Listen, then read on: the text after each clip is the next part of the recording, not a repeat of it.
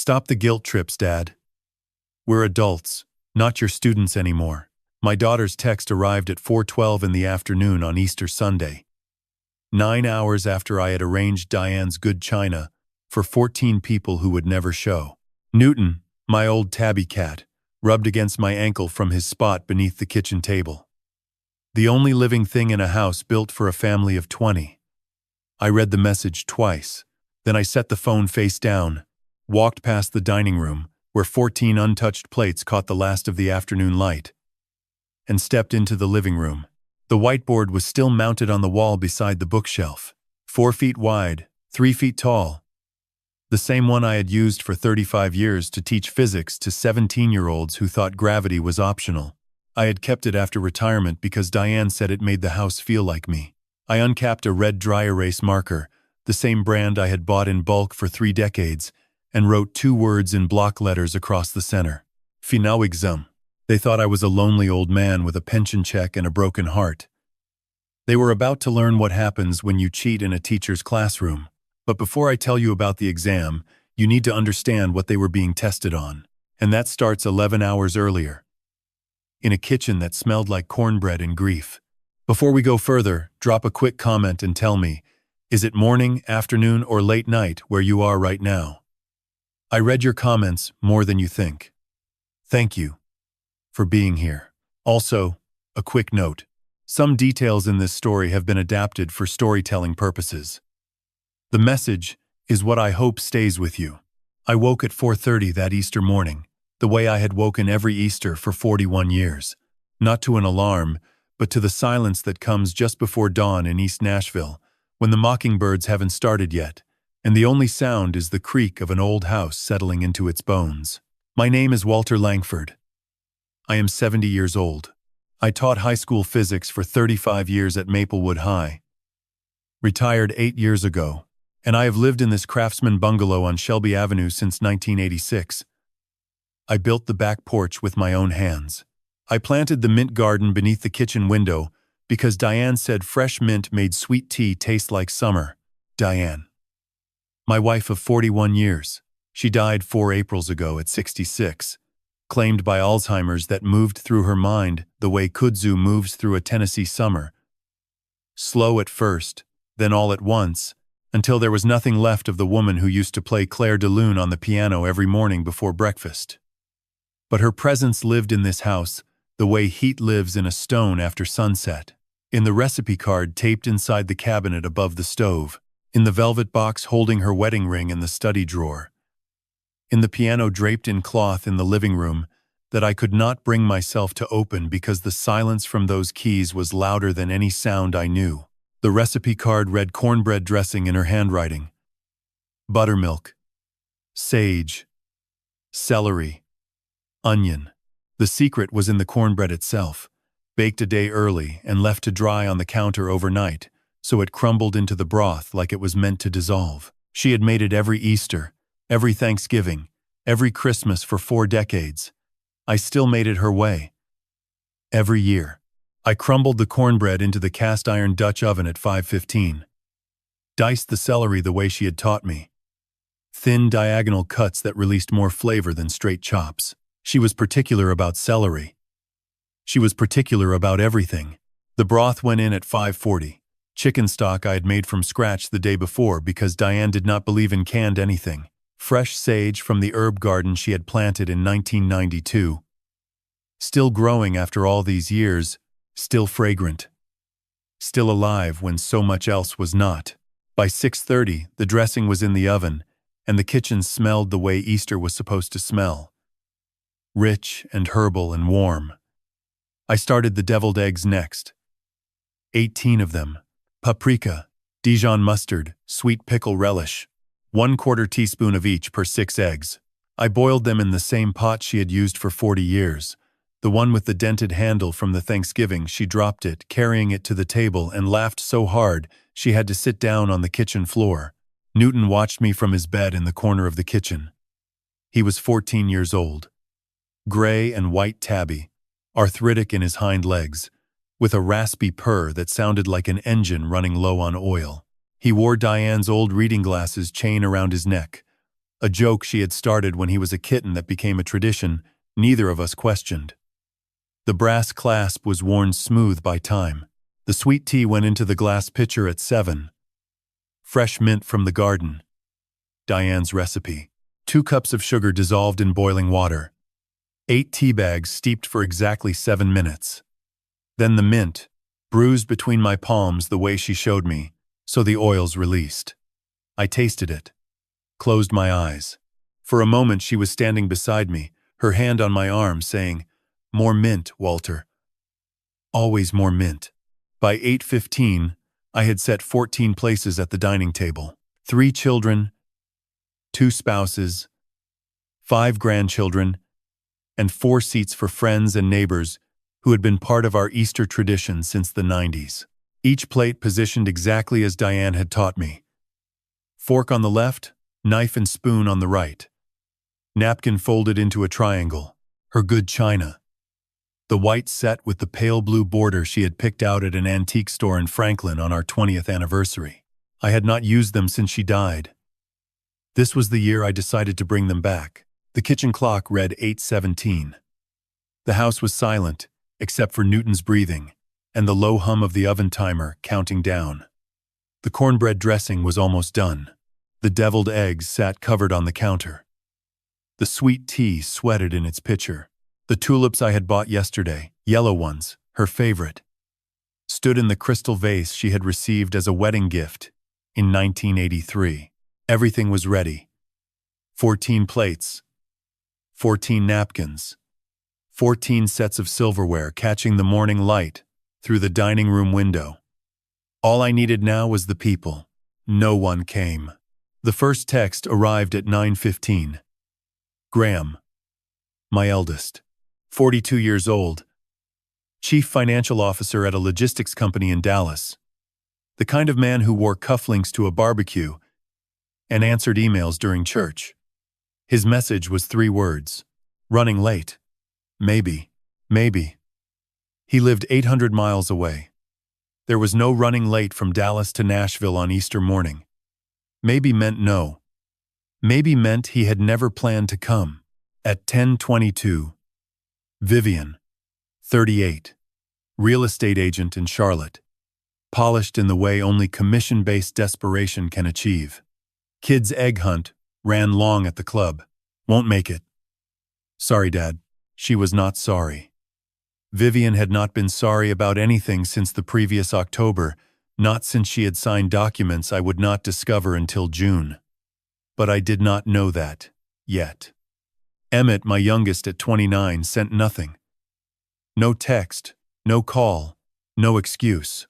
Emmett was a guitarist in Austin, the son my older 2 referred to as the failure at family dinners when they thought I was not listening. He played small venues, taught lessons, and drove a 12-year-old Honda with a bumper sticker that read, "Music is cheaper than therapy." What Graham and Vivian did not know was that Emmett was already in his car that morning. He had left Austin at 5, driving north on Interstate 35 toward Nashville, 3 hours each way for a plate of food and an afternoon with his father. But that part of the story comes later. At noon, I sent a group text to all of them. Children, spouses, grandchildren, 10 people. Missing you all today. Happy Easter. Love, Dad. 10 read receipts appeared within 2 minutes. 10 people saw my message. I watched the count climb. 1, 2, 5, 8, 10. Each one a confirmation that my words had been received, processed, and dismissed. 0 replied. Diane used to say the deviled eggs were not for eating. They were for counting who loved you enough to show up. I counted 1.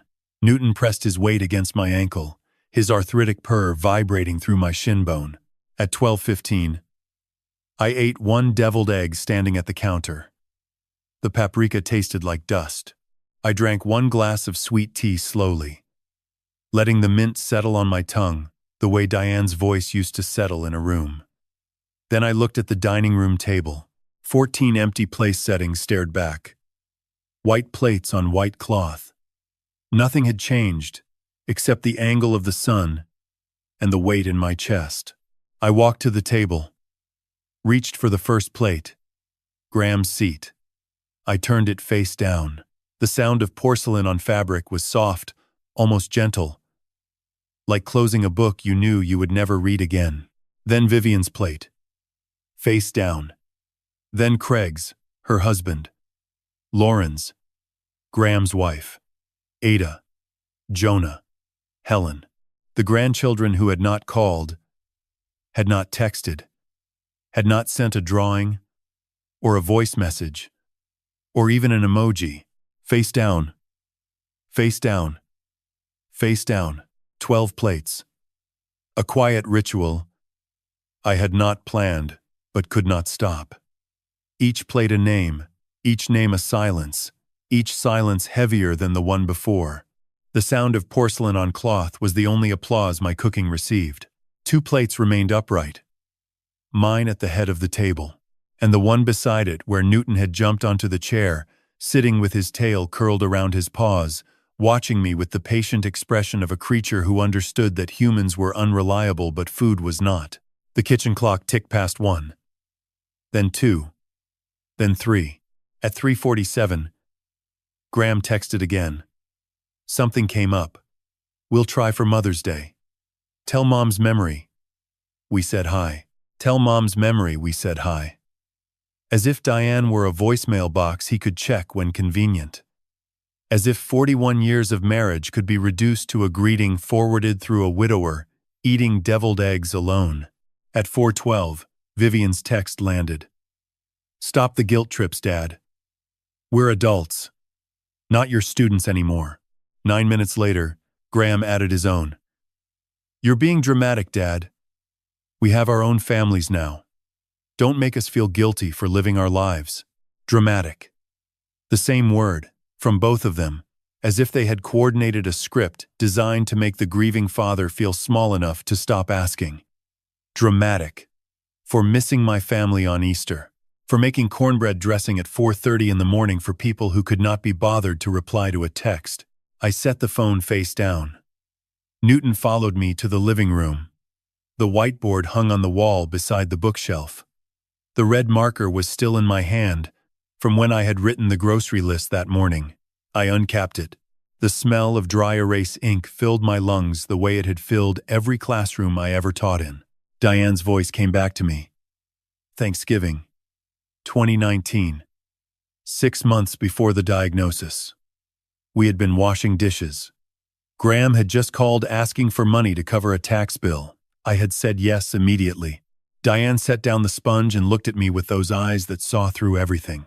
You would love them enough to let them struggle, Walter. They are strong enough. They just don't know it because you never let them fall. I had argued. Family helps family. That is what fathers do. She touched my face with a wet hand. Fathers teach their children to stand. You are teaching them to kneel. I stared at the whiteboard. At the 2 words I had written hours earlier in red. Final exam. At the man reflected in the window behind the board, 70 years old, standing alone in a house full of food nobody wanted. Something shifted behind my ribs. Not heartbreak. That had happened 4 years ago when Diane died, and my children spent her funeral checking their phones. This was different. This was the moment a teacher catches his students cheating and realizes the failure was partly his own. He had curved every grade. He had passed students who should have been held back. No more curves. No more extra credit. When a teacher redesigns an exam, he does not announce it. He simply changes the questions and watches who prepared and who did not. My children thought I was a retired physics teacher with a government pension and a cat who needed expensive medication. They thought my value was measured in monthly deposits and emergency transfers, and guilt managed with a 3-word text. They had no idea what this teacher had been building in the drawer of his dead wife's desk for the last 11 months. And they were about to sit for an exam none of them had studied for. How long does it take to decide to fail your own daughter? 75 days. I counted every one of them. But that decision was not made on Easter Sunday. It was made 3 months earlier in a fishing cabin on Percy Priest Lake, with a retired Secret Service agent and a lawyer my children had never met. Easter Sunday was simply the night I stopped pretending I might change my mind. At 10:30 that evening, I sat at Diane's walnut desk in the study at the back of the house. Newton was curled on the reading chair in the corner, his breathing slow and steady. The study smelled like old paper and the lavender sachets Diane had tucked into every drawer, still fragrant after 4 years, because I could not bring myself to remove them. Her photograph sat on the desk in a silver frame. Summer of 2018. Percy Priest Lake. She was standing on the cabin dock, her hair blowing sideways. Her smile the kind that made you believe the world was fundamentally decent. She had been 62 in that photograph. 4 years before the Alzheimer's diagnosis. 6 years before the disease took her from me, one memory at a time until she could not remember my name. Our children's faces, or the recipe for cornbread dressing she had made for 4 decades. I opened the bottom drawer. Inside was a folder I had labeled semester in my own handwriting. A teacher's word for a fixed period of study that ends with an examination. Banking. App login credentials. Investment statements. Legal documents in a manila envelope marked Final Exam Protocol. A USB drive. My lawyer's business card. A leather-bound journal Patricia Calloway had given me in January. Dated entries, tracking every piece of evidence we had collected. Every strategy. Every contingency. I had not opened this drawer since March. I had been waiting for something to push me past the point of hesitation. 4:12 on Easter afternoon. Vivian's text had done it. I pulled out the journal and turned to the last entry. January 8th, the day the 3 of us had met at the cabin on Percy Priest Lake. Nolan Hale's handwriting in the margin beside my own. Nolan was 62 years old. 8 years retired from the United States Secret Service, where he had spent 23 years in the Financial Crimes Division. We had been fishing together every Saturday morning for 18 years. He was the first person I had told about the strange withdrawals appearing in my bank statements. He had done more than listen. Patricia Calloway's notes were clipped to the opposite page. She was 57, sharp at the temples in the way that inspired client confidence. She had been my private attorney for 14 years. My children had never met her. I had kept that relationship separate on Diane's advice after Graham had asked to borrow money for a business investment that turned into a bass boat. The cabin meeting had lasted 4 hours. In that time, Nolan had presented forensic evidence that Vivian had forged my signature on a wire transfer attempt for $38,000. Patricia had outlined the legal framework for what she called the Final Exam Protocol, a 75-day operation in which I would fake cognitive decline, bait Vivian into conservatorship fraud, and spring the trap when she filed forged medical documentation with the court. 75 days of pretending my mind was failing. 75 days of pouring tea into the wrong cup. Calling my daughter by my dead wife's name. Asking what month it was when I knew the answer, down to the minute. 75 days of performing the very disease that had stolen Diane from me. That was the part that kept me awake at night. Not the legal risk. Not the possibility of losing everything if I slipped. The Alzheimer's. Diane had spent her last 18 months forgetting how to button a shirt, forgetting where the bathroom was, forgetting that the man sitting beside her hospital bed holding her hand was the same man who had held it at the altar in 1983. I had watched that disease erase her in real time.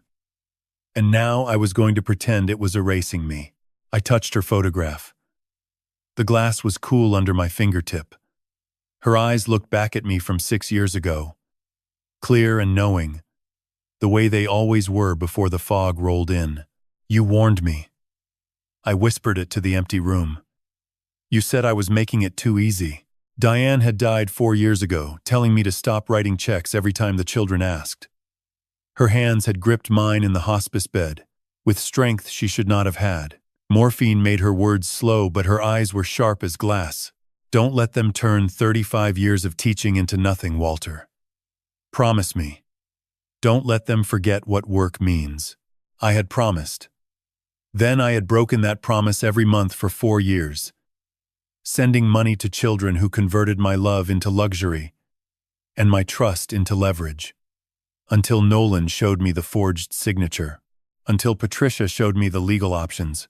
Until the three of us sat in a cabin on a frozen lake and designed an exam that would determine whether my family deserved the name. I turned to the first blank page of the journal. In my handwriting, precise and controlled the way I had written lesson plans for 35 years, I wrote the date, April 1st. 10:47 in the evening. They didn't come. Phase 2 activates tomorrow. Diane, forgive me. I'm betting our life's work on my ability to lie convincingly about the disease that killed you. If you're watching, I hope you understand. I hope you forgive what I'm about to become. I closed the journal, looked at the calendar on the wall. 75 days until the trap would spring. June 15th, the day Patricia and Nolan and I had agreed would be the deadline. I had spent 35 years building lesson plans that taught students how to think clearly. Now I would spend 75 days building a performance so convincing that my own daughter would believe her father's mind was dissolving. The cruelest irony was not lost on me. Diane's disease had taken everything from her. Now I would use its shadow to take everything from the daughter who had learned to steal while her mother was still dying. The performance would begin Monday morning. But first, I needed to see exactly how much my children thought I was worth. $47,800.00. That was the number. I just did not know it yet. What is the market rate for a father's love? I found out at 5:45 on a Monday morning, with a red pen and a calculator that had not been wrong in 45 years. Easter Monday. Dawn breaking through the kitchen window. 43 pages of bank statements spread across the table where 14 plates had sat untouched the day before. Coffee steaming in Diane's favorite mug, the one with the chipped handle, I could not bring myself to throw away because her lipstick stain had faded from the rim 3 years ago, and the chip was the last physical evidence that she had held something in this kitchen every morning. Red pen. Yellow legal pad. Newton lying on the chair beside me, his tail draped over the armrest like a question mark. 14 months of financial records, February of 2023 through March of 2024. Every withdrawal I had made under the word emergency, 38 of them. I started with March of 2023. A withdrawal of $2,200. Memo line in Vivian's handwriting. Ada's specialist appointment. Insurance won't cover. Urgent. I had sent the money within an hour. My granddaughter needed a doctor. What kind of grandfather hesitates? The kind who should have asked which specialist, which appointment, which insurance denial. I reached for my phone and opened the folder of screenshots that had been arriving since February. Not from Vivian, not from Graham, from Jonah. My 24-year-old grandson, Graham's son, second-year medical student at Vanderbilt, the quiet one who sat in the corner at family dinners and watched everything with the careful attention of someone already learning to diagnose. Jonah had been sending me messages since February with the same casual subject line every time. Thought you'd want to see what everyone's up to, Grandpa. I had assumed they were family updates, photos of holidays, casual snapshots. I was wrong. They were evidence. The first screenshot was dated March 17th, 2023, one day after my $2,200 withdrawal. Instagram story from Vivian's personal account. Photo of her and a friend at a wine bar in Nashville. Charcuterie board. 2 glasses of Sancerre. Candles on the table. Caption. Girls' weekend. So needed this. 24 hours. My granddaughter's urgent specialist appointment had become a wine weekend in Nashville. I circled the withdrawal in red. Drew a line to the screenshot. Wrote the time difference. 24 hours. June 3rd. Graham needed $1,800. Emergency car transmission. Can't get to work without it, Dad. June 5th. His Instagram showed him at a golf resort in Hilton Head. Polo shirt. Champagne glass raised. 3 men I did not recognize flanking him on a manicured green. Caption. Annual boys trip. We earned this. $1,800 to fix a transmission that was never broken. September 12th. Vivian texted needing $1,500. Business emergency. Client threatening to sue over a listing dispute. Need legal fees immediately. September 14th. Her Facebook showed a new designer handbag photographed on the marble counter of what appeared to be a department store. Caption: Treat yourself Saturday. I went through the rest methodically. The way I used to grade midterm exams. Red pen moving down the page. Check mark for each match. 36 of 38 transactions matched within 48 hours, sometimes 24. Once, just 9 hours between my transfer and Graham posting a photo of first-class plane tickets to Cabo. The other 2 transactions had no social media evidence. But Jonah's forwarded messages included screenshots of text conversations that filled the gaps. Vivian bragging to a friend named Shelby about getting the old man to cover Ada's braces again. Graham telling a colleague named Parker that his dad was reliable for at least $2,000 a month if you kept the story simple and medical. Kept the story simple and medical. My son had reduced me to a formula. Medical plus simple equals money. Repeat monthly. But there was one name missing from the fraud ledger. One child who had not taken a single dollar under false pretenses in 14 months. Emmett. I scrolled through every statement. Every withdrawal. Every memo line. Emmett Langford did not appear once on the debit side. Not once in 14 months. Instead, I found something else. A series of small deposits. $50. Every single month. 12 of them in a row. The memo line on each one was the same. Emmett's handwriting, scratchy and uneven the way lefties write. For groceries. Dad. Just in case. $50 a month from a 29-year-old guitarist who played dive bars in Austin and taught guitar lessons for $25 an hour. He could not afford it. He sent it anyway, every month, while his brother and sister were draining me for thousands under fictional emergencies. The son they called. The failure was sending me $50 for groceries out of a bank account that probably never held more than a few hundred. I set down the red pen, stared at the 12 deposits. 50 times 12. $600. Against $47,800. Diane's voice. Thanksgiving. 2019. You will know who loves you by what they give. When they have nothing. I picked up the calculator. Added every fraudulent withdrawal. Checked it twice, the way I used to check exam answer keys. Teachers do not trust the first total. The number came out the same both times. $47,800. I wrote it on the legal pad in block capitals. Total stolen. $47,800. Underneath, in smaller letters. Total, love. Received. $50 a month from the son they said would never amount to anything. I photographed every statement page, every red circle, every screenshot match. Transferred the images to the encrypted folder Nolan had set up. Military-grade encryption, he had called it. The kind that takes government computers years to crack. Then I opened the semester file on my laptop.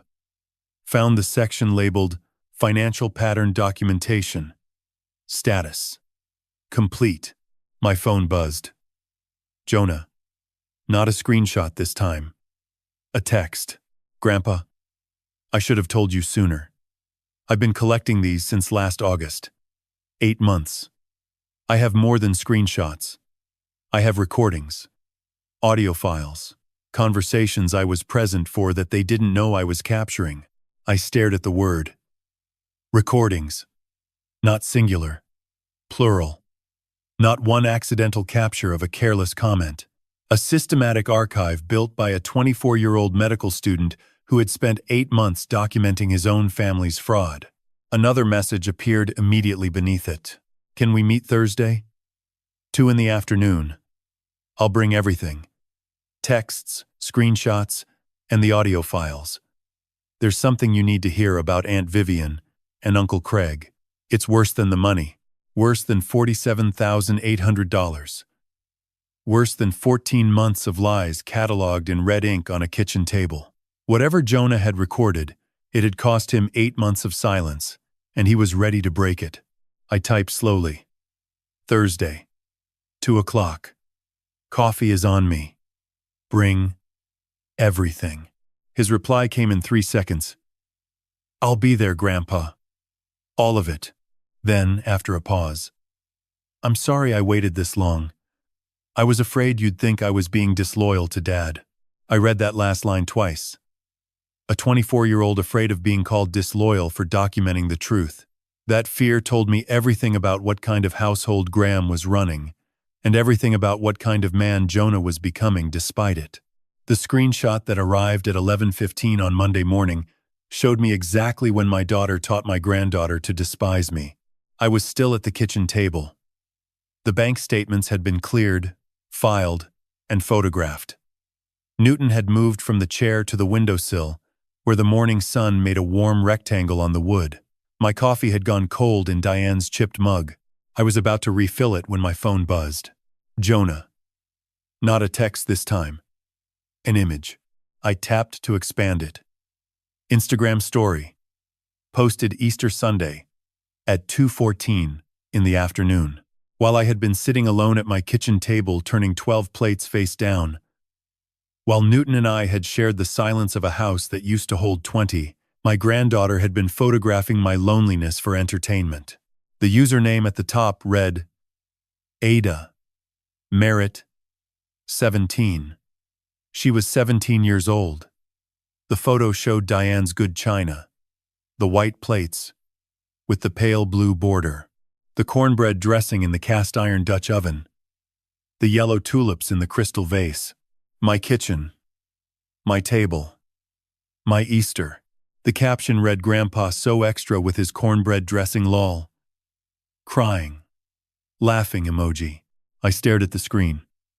So extra.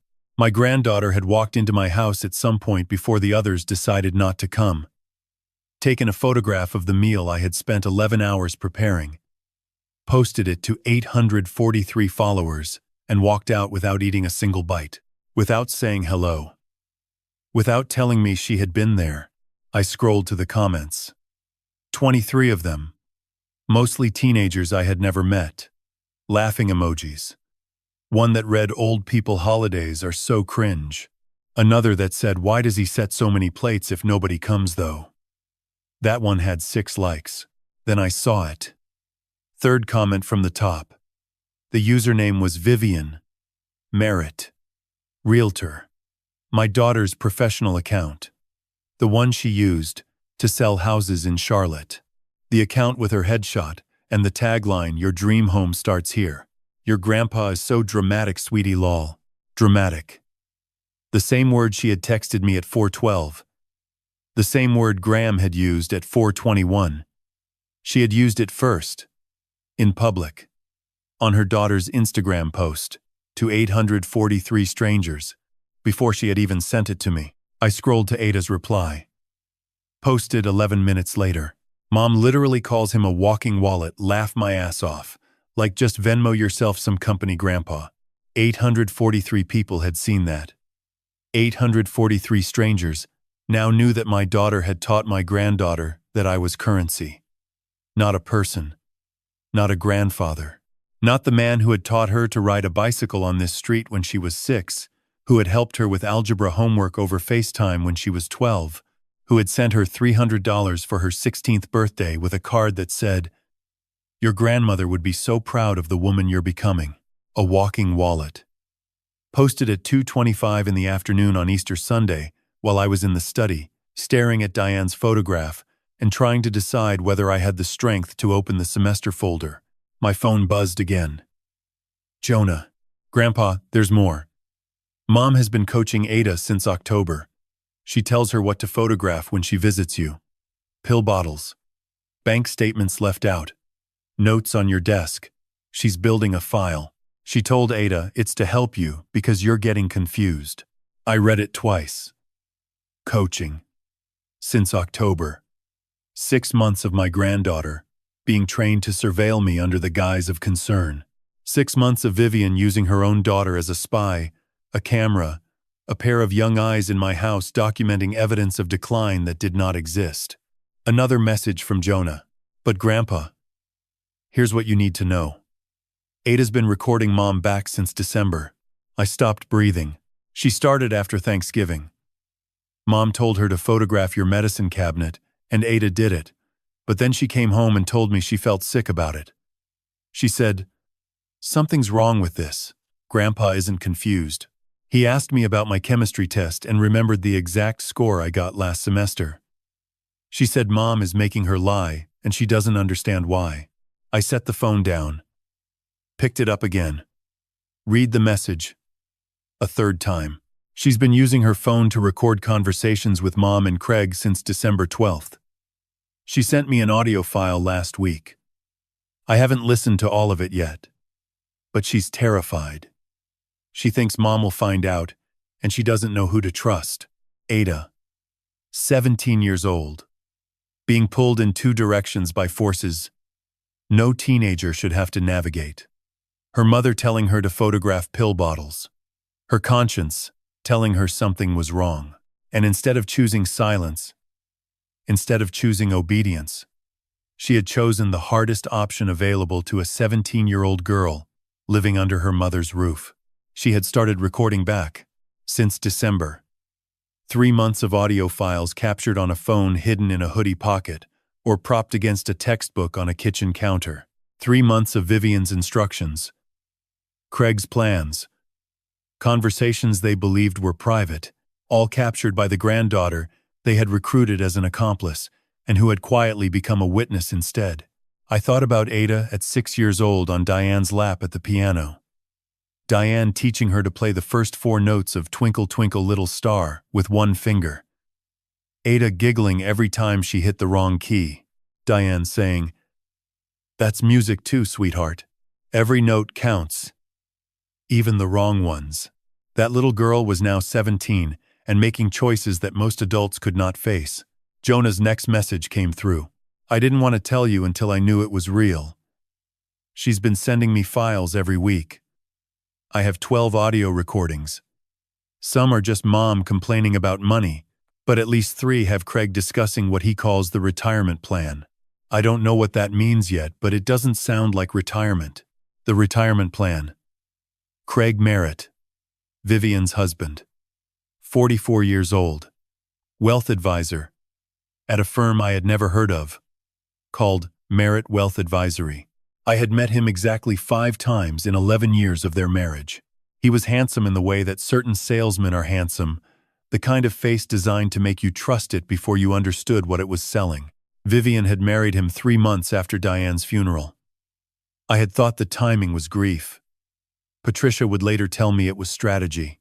I typed carefully, the way Patricia had taught me. Never write anything that looks vindictive if phones are subpoenaed. Only facts. Only gratitude. Thursday. 2 o'clock. Bring everything. Both of you. Ada too, if she's willing. Jonah's reply came in 4 seconds. She's willing. She's been waiting for you to ask. I set the phone down. Newton jumped from the windowsill to the table, then to my lap, his 14-year-old joints creaking with the effort. He settled against my chest, his purr rattling through my ribs. My 17-year-old granddaughter was a double agent. Her mother had recruited her to build a case against me. Ada was building one against her mother. Jonah had been running a parallel collection for 8 months. Neither side knew the other existed. And on Thursday, both of them would walk into my kitchen with evidence that could either save my life or destroy what was left of my family. The teacher in me recognized the pattern. In every classroom, there are students who cheat because they think the rules do not apply to them. And there are students who see the cheating and say nothing because they are afraid. But once in a great while, there is a student who raises her hand and says this is wrong. Those students do not make the loudest noise, but they change the outcome of the entire exam. Ada had raised her hand. At 17, while living under the cheater's roof, Thursday could not come fast enough. 3 months earlier. January 8th. Percy Priest Lake. The cabin sat 30 miles southeast of Nashville, down a 2-lane road that turned to gravel after the last gas station, and then to frozen mud after the county line. I had built the back porch myself in 1989, the year Emmett was born. When Diane said a cabin without a porch was just a box with a view, the wood had weathered to silver over 35 years. The roof leaked in the northeast corner every spring. The stone fireplace drew well enough to heat the main room if you kept the damper open and the kindling dry. I arrived at 5:45 in the morning. Dark outside except for the porch light, casting long shadows across frost-covered ground. The lake was invisible beyond the tree line, but I could hear it. That particular silence water makes when it is too cold to move. January in Tennessee is not Minnesota cold. But Percy Priest sits in a valley that traps the air and holds it still until the temperature drops into the 20s and stays there. I started the coffee. Ground beans, French press. The way Diane and I had done it here for 30 summers. The cabin smelled like pine smoke from the fire I had lit an hour earlier, and old wood and the particular mustiness that comes from a place being closed through December. Nolan Hale arrived at 6. He came through the door without knocking, the way he had entered this cabin every Saturday morning for 18 years. 62 years old. Built like a man who had spent decades standing for 12 hours at a time, which he had. 23 years in the United States Secret Service, the last 15 in the Financial Crimes Division. He had protected 2 presidents, investigated 3 Ponzi schemes, and retired 8 years ago to a house on the lake where he fished for bass and read spy novels and pretended he did not miss the work. He set 2 fishing rods against the wall and a thermos on the table. His hands wrapped around the coffee mug I poured him. He did not say good morning. He said something worse. Your daughter tried to wire herself $38,000 using your signature. He slid a printout across the wooden table. I picked it up. A bank document. Wire transfer authorization form, dated November 28, 2023. My name at the top. My account number. My signature at the bottom, except it was not my signature. The W in Walter leaned too far right. The L in Langford did not loop the way mine did. And the D in my middle name, David, bled into the next letter, the way it does when someone is copying rather than writing from muscle memory. Forensic handwriting analysis. Nolan continued, his voice the same flat tone he used when presenting evidence to federal judges. Secret Service lab ran it against samples from your tax returns and bank documents. 99.2% confidence match to Vivian's handwriting. She practiced it 50 times, maybe more, before she tried the real one. I stared at the document, at my name written by my daughter's hand, at the careful imitation of loops and angles she had studied the way a forger studies currency. Bank flagged it. Nolan said. Asked for phone verification. She hung up. Transfer was denied. But Walter, she got the account number, the routing number, and your social security number. That means she has access to documents she should not have. The cabin door opened. Cold air, and the sound of boots on wooden steps. Patricia Calloway stepped inside, brushing frost from the shoulders of her coat. 57. Gray at the temples, carrying a leather briefcase that had been to more courtrooms than most lawyers would see in 2 careers. She had been my private attorney for 14 years. We had met when I needed someone to review the incorporation documents for a technology company I was building on the side, a project my children knew nothing about. Patricia had handled everything since. She had also handled Diane's estate, the life insurance, the trust restructuring, the property transfers. She knew every dollar I had because she had helped me protect every dollar I had. My children had never met her. Diane's advice. Keep your legal life separate from your family life. The moment they know your lawyer's name, they know your strategy. Patricia set the briefcase on the table and opened it without sitting down. Walter, this is felony forgery. She said it the way she said everything. Without preamble, without softening, without the cushion of pleasantries. Minnesota statute, equivalent under Tennessee law, Class D felony. But if we move now, we tip our hand. She lawyers up, claims it was a misunderstanding, pays it back. Slap on the wrist. The wire was denied. So there's no completed theft to prosecute aggressively. We need her to escalate, Nolan said. He was leaning against the kitchen counter, arms folded, watching me the way he watched suspects, not with suspicion but with the particular attention of a man who needed to know what the other person would do next. What are you proposing? I asked. Patricia pulled a folder from her briefcase. It was labeled in her handwriting, Final Exam Protocol. She saw me read the label and almost smiled. Your words, Walter. You named it. I had. In December, when I had first called Patricia and told her about the forged wire transfer, I had said it felt like my daughter was cheating on an exam she did not know I was proctoring. Patricia had turned that into a legal strategy. Nolan had turned it into an operation. Here's the framework. Patricia opened the folder. You simulate cognitive decline for 75 days. Gradual onset. Memory lapses. Repeated questions. Confusion about dates and names. We document everything on your end. Doctor visits with Nathan Cross confirming you're healthy. Pharmacy records showing no cognitive medication. Your journal entries proving awareness. Meanwhile, Nolan picked up the thread. Your performance convinces Vivian you're vulnerable. She's already tried the wire transfer. Next step in her playbook is conservatorship. She files for guardianship based on medical evidence of your incapacity. When she brings forged medical documents to court, we spring the trap. Full federal involvement. Wire fraud. Elder abuse. Conspiracy. The fire cracked. A log shifted, sending a spray of sparks against the screen. I watched them rise and die. If I do this and fail, I said slowly, I lose everything. If I succeed, I lose my daughter. Silence.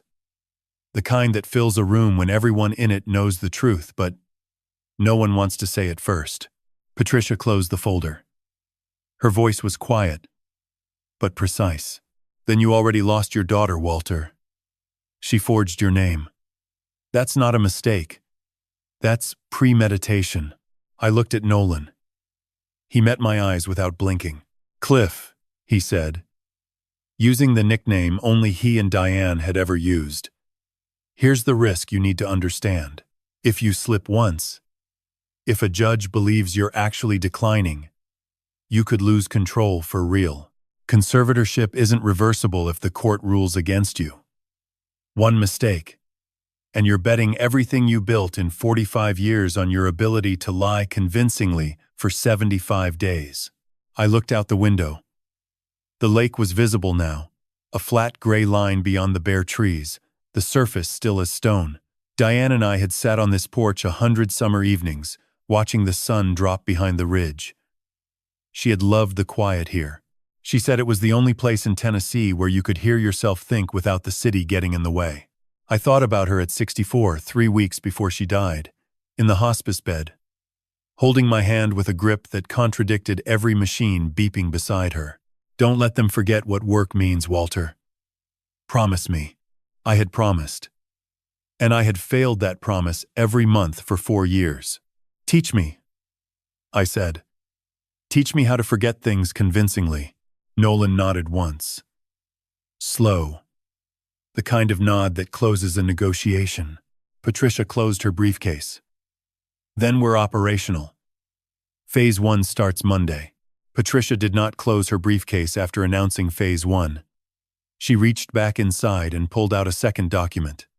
Thicker than the first. Leather binding, gold-embossed lettering on the spine. She set it on the cabin table between the coffee mugs and the forensic report with the care of someone handling something irreversible. Last will and testament of Walter David Langford. I stared at the date on the cover page.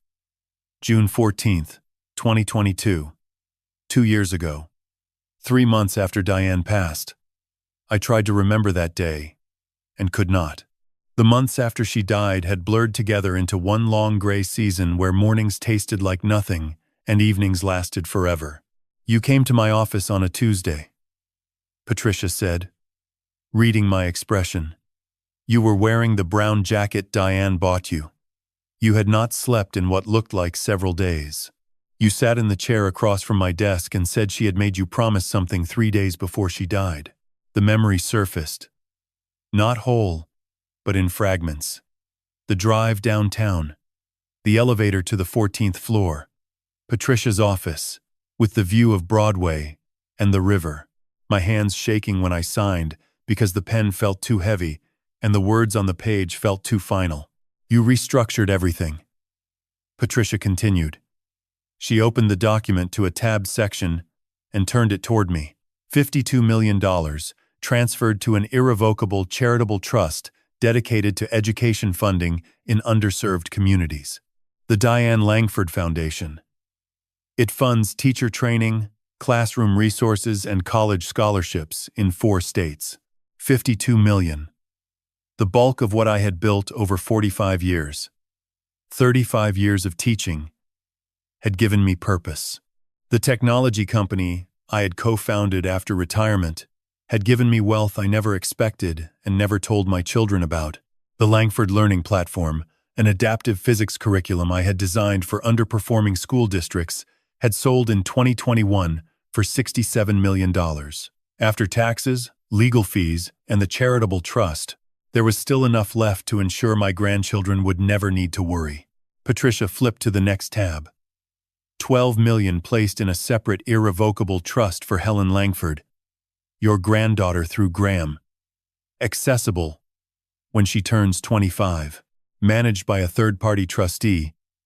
Your children cannot influence, cannot replace, and cannot contact without court order. Helen, 10 years old. Graham's younger daughter. The quiet one who drew pictures of houses with too many windows and asked me once if Newton could be her pen pal. She had sent me a handmade Easter card last year. Construction paper, glitter glue. A drawing of a cat that looked more like a potato with whiskers. It was taped to my refrigerator. It was still there. Graham, Vivian, and Emmett are each named in the will, Patricia said. Each receives $8,000 upon your death. Nothing more. $8,000. For 3 children who had taken $47,800 in 14 months through fictional emergencies. They don't know this exists, I said. No. And they won't until probate. This will is ironclad. Even if they challenge, they lose. You disinherited them legally 2 years ago. The trust is irrevocable. The charitable foundation is already operational and distributing funds. There is nothing left to contest. Nolan had been listening from his spot by the counter. He set down his coffee. The safe deposit box, he said. Not a question. Patricia nodded. She flipped to the final tab of the will. A single page. Handwritten. My handwriting. The block letters I had used for 35 years, on chalkboards and whiteboards, and lesson plans. If Vivian attempts solo access to safe deposit box 1147 at First Tennessee Bank, it means she has found the stock certificates and the patent documentation for the Langford Learning Platform. Activate Phase 2. I read my own words from 2 years ago. Written in grief, written in clarity, written by a man who had just buried his wife and understood with sudden precision that the children she had warned him about would eventually come for everything. You wrote that the same day you signed the will, Patricia said quietly. June 14th, 2022. 3 months after Diane. You told me that morning that that Diane had made you promise to protect what you'd built. You said she had been specific. She said the children would come for the money before the grief had finished settling. Nolan leaned forward. What's in the box? $8 million in stock certificates. The original patent filings for the Langford Learning Platform. Deed transfers for 2 commercial properties in Nashville I purchased in 2003 and 2007. Total asset value in that box, approximately $14 million. And the dual signature requirement? Nolan asked. Established the same day as the will. Box 1147 requires 2 signatures for access. Mine and Patricia's. No exceptions. No overrides.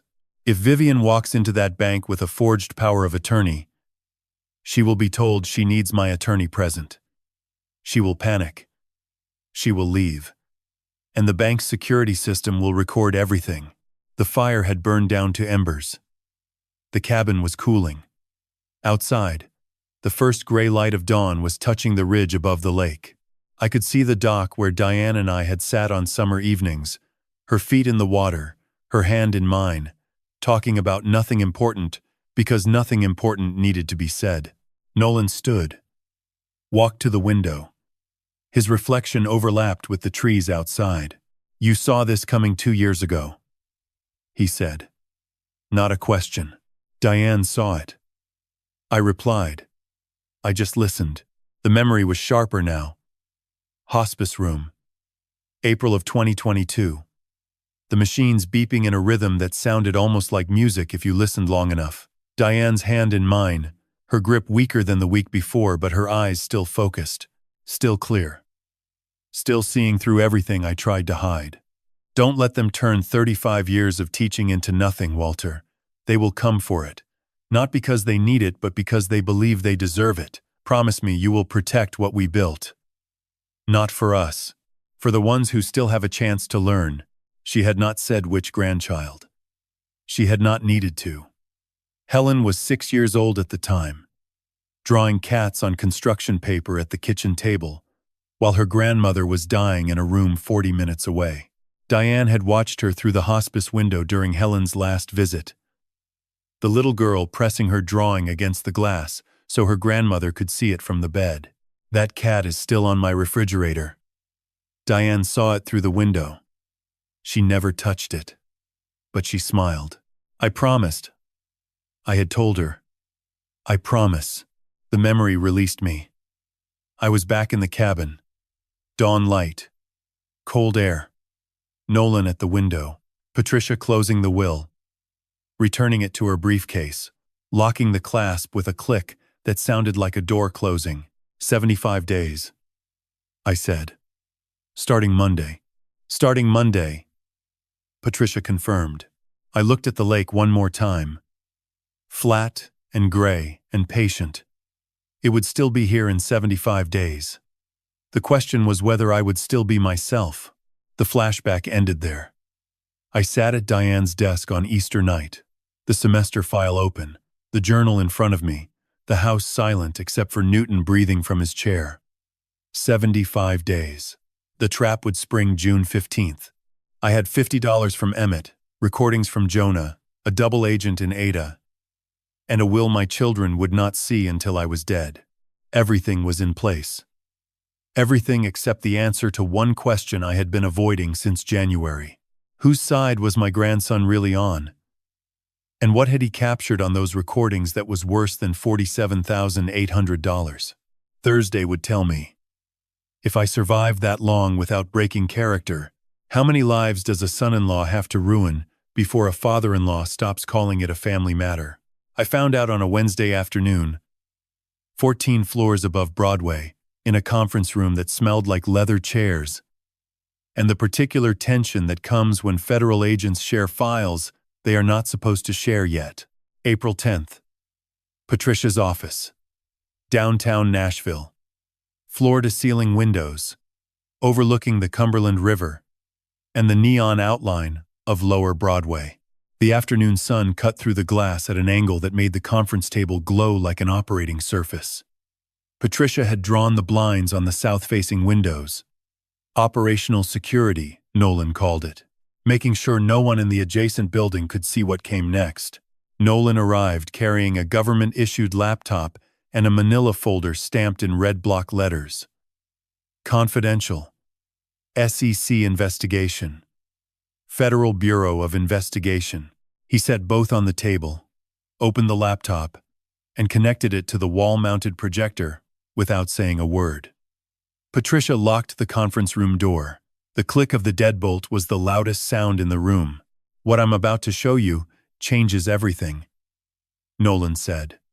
His voice had the particular flatness it took on when he was delivering information that would alter the course of someone's life. I had heard it once before, the morning he told me about the forged signature. This was worse. I could tell by the way he would not look at me directly. "This isn't just about your family anymore." He clicked the projector. The wall lit up. SEC investigation file header. Case number 2024-0317. Date opened. February of 2024. Subject: Craig Michael Merritt. Allegation: operation of fraudulent investment scheme and elder financial exploitation in violation of the Securities Act and Tennessee elder abuse statutes. $2.8 million. Nolan said, advancing to the next slide. 33 documented victims across 4 states: Tennessee, Georgia, Alabama, and Florida. Your son-in-law has been running an elder financial abuse ring since 2021. The slide showed a network diagram. Client money flowing in at the bottom through Merritt Wealth Advisory, Craig's registered investment firm. Quarterly returns paid from new investor deposits. Craig's personal accounts skimming 28% from the middle. The remainder cycling through shell accounts in 3 states before settling into a brokerage in Craig's wife's name, Vivian's name. My daughter was listed as a beneficiary on 2 of the shell accounts. He recruited primarily through churches and community centers, Patricia said, reading from her copy of the SEC file. Targeted seniors over 65. Promised 8% annual returns.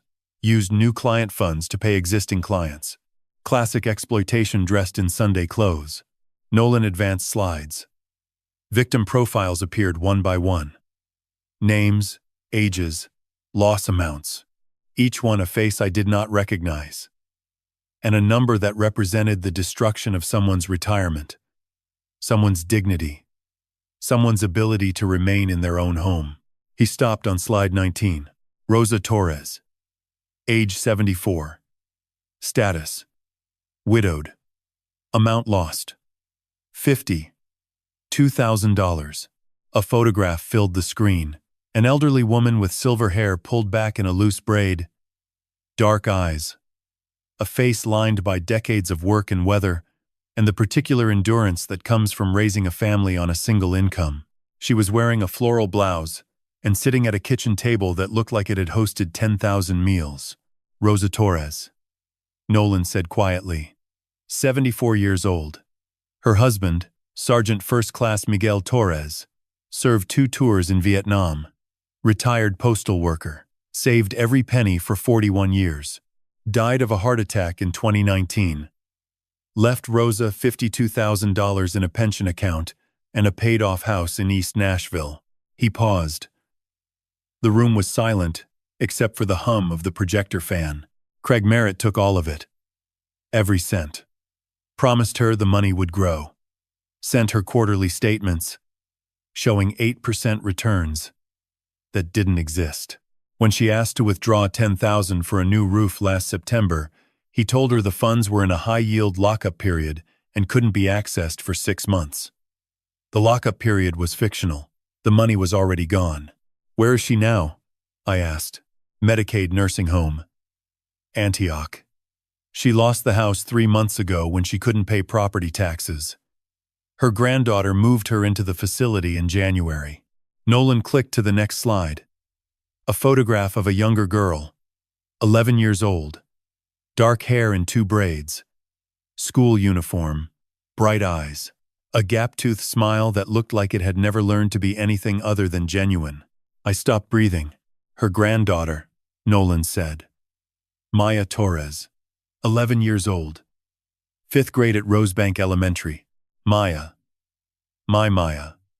The little girl who showed up at the East Nashville Community Center every Tuesday afternoon at 3:30, with a backpack too heavy for her frame, and a math workbook she had already finished twice.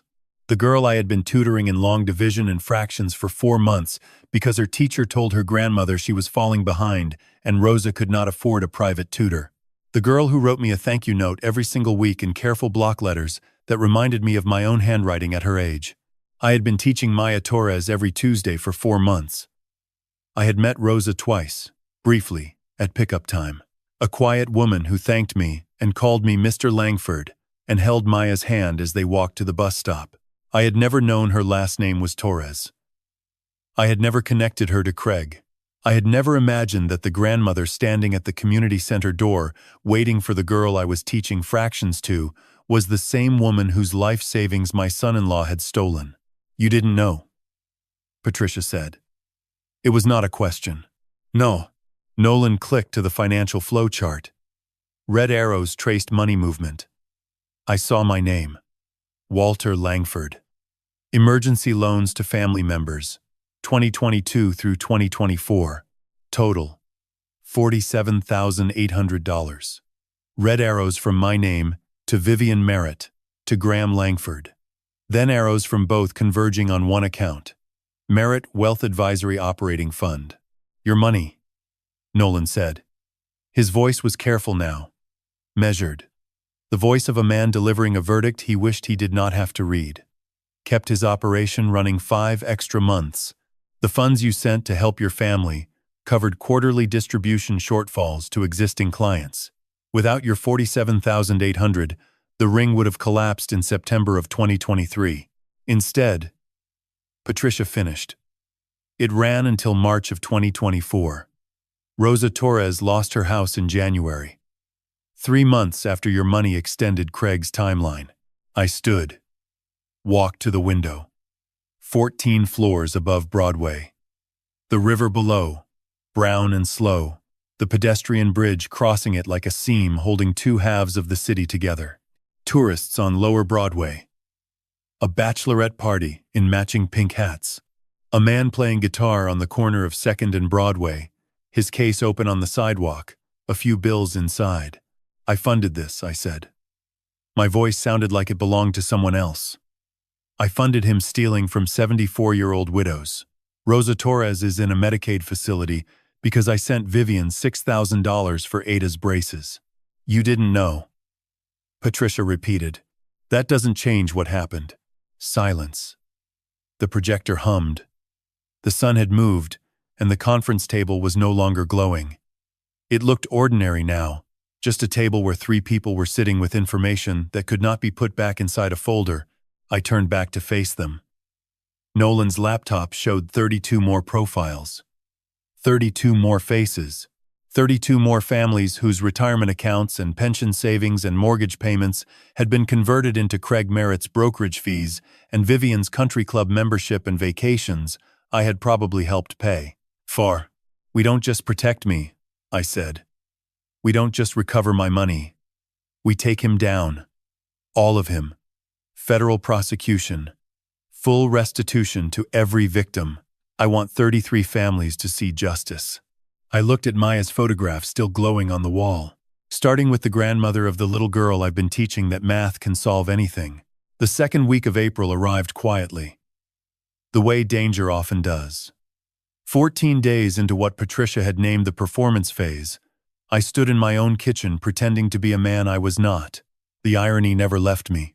My wife Diane had spent 3 years losing herself to Alzheimer's disease.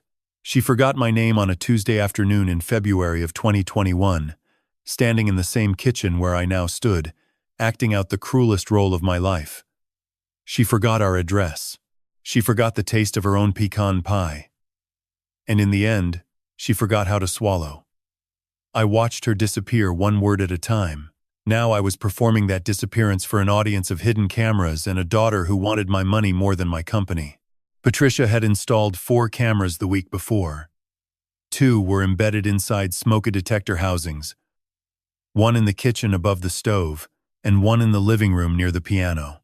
The 3rd was built into a hallway picture frame, angled toward the front door. The 4th sat behind a row of physics textbooks on the study bookshelf, aimed directly at the walnut desk where the semester file lived. Every camera recorded video and audio simultaneously. The footage was encrypted, time-stamped to the second, and uploaded automatically to a secure cloud server that only Patricia and Nolan could access. I was both the subject and the director of my own surveillance tape. The routine was precise. Every morning I practiced confusion. I left the refrigerator door open for 11 minutes, while standing in the hallway staring at a wall. I placed my reading glasses inside the sugar canister. I called Newton by the name Biscuit, which had been our dog 15 years ago. I repeated the same question 3 times within 5 minutes, during a phone call with Graham, who sighed and said nothing. I wrote grocery lists with items misspelled and quantities that made no sense. 4 gallons of mustard, 12 loaves of bread, 1 egg. Each act was deliberate. Each act was documented. On Thursday at 2:15 in the afternoon, Vivian arrived. She carried a bakery box from Sweet Magnolia on 12th Avenue, the kind with the pale yellow ribbon. Inside were lemon bars. The receipt was still taped to the bottom of the box. $12. She placed them on the counter and kissed my cheek and said she just wanted to check in. I thanked her and called her Diane. She paused. Her eyes moved to the left, the way they always did when she was calculating. I corrected myself. Sorry, sweetheart. I meant Vivian. She smiled and told me it was fine. I offered to make tea. I boiled water in the kettle Diane had bought at a craft fair in Gatlinburg in 2009. I poured 2 cups. Then I picked up Newton's ceramic bowl from the floor beside the pantry and poured hot water into it, as though I believed it were a 3rd cup. Newton jumped sideways. Vivian watched. She did not stop me. She did not say a word. She watched my hands the way a scientist watches a specimen. I set the bowl on the counter beside the lemon bars and smiled and asked her if she wanted sugar. She said no thank you, and excused herself to the hallway. Through the kitchen camera, I knew exactly what happened next, though I pretended I did not. She stood near the hallway picture frame and opened a FaceTime call to Craig. Her voice dropped to a whisper, but the frame camera captured every syllable. He poured tea into the cat's bowl, she said. Not on purpose. He thought it was a cup. Then she paused and added, This is real, Craig. This is not an act. Craig's voice came through faintly. The microphone in the frame picked up 4 words. How soon can we move? Vivian replied that she would talk to the lawyer by Monday. She returned to the kitchen. We sat together for 40 minutes. I repeated 2 stories she had already heard, both about Diane. I asked her twice what day it was. She answered patiently each time, her voice sweet and measured, the voice of a woman building a case. Before she left, she washed both teacups and dried them and placed them back in the cabinet. Then she picked up Newton's bowl, wiped it with a paper towel, and set it back on the floor. She wiped the counter where the bowl had sat. She threw the paper towel into the trash, pushed it beneath other garbage, and tied the bag. She was removing her fingerprints. She was cleaning the evidence of her own witness testimony before the testimony had even been filed. I watched her from the table and said nothing. After her car pulled out of the driveway, I sat in the quiet and let the mask fall. Newton climbed into my lap. I pressed my face into his fur and breathed. My hands were shaking, not from the performance, from the memory. Diane had poured tea into Newton's bowl once, too. November of 2021. She had laughed about it, and I had laughed with her. And neither of us yet understood what it meant. 6 months later, she could not remember his name. 12 months later, she could not remember mine. That evening, Dr. Nathan Cross sent me a text message at 8:47. Walter, I need you to know something. A doctor, Kenneth Pryor, contacted my office 3 weeks ago, asking me to pre-sign a cognitive incapacity evaluation for you. I declined and reported the request to the Tennessee State Medical Board. Be careful. 3 weeks ago meant mid-hook March, before Easter, before the empty plates, before the texts, calling me dramatic. Vivian had begun the medical paperwork before she even tested whether I was truly declining. The conservatorship was not a reaction to my symptoms. It was a plan that needed symptoms to justify itself. She was not worried about me. She was building a cage. I opened the semester file and wrote the date. April 11th, 2024. Below it, I wrote a single line. She cleaned the bowl. She cleaned the fingerprints. She did not clean her conscience. Then I closed the file and turned off the desk lamp and sat in the dark. 53 days remaining. The call came on a Monday morning, April 15th, 2024. Tax day. The kind of day when every bank in America is running on caffeine and federal deadlines and short tempers. I was sitting at the kitchen table grading a stack of physics worksheets I had volunteered to review for Maplewood High when my phone buzzed at 9:22. The screen read First Tennessee Bank. I answered on the second ring. The voice on the other end belonged to Lorraine Kimball.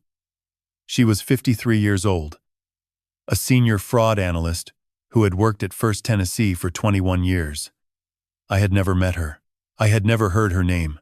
But within 4 minutes she would become one of the most important people in my life. "Mr. Langford," she said, "my name is Lorraine Kimball, and I am calling from the Fraud Prevention Division. I need to verify some recent activity on your accounts." Her tone was calm but deliberate, the way a surgeon speaks before describing what they found when they opened you up. She began with the smaller wound. On March 20th, a wire transfer of $12,000 had been initiated from my primary checking account to an entity called Merit Wealth Advisory. The authorization was submitted electronically.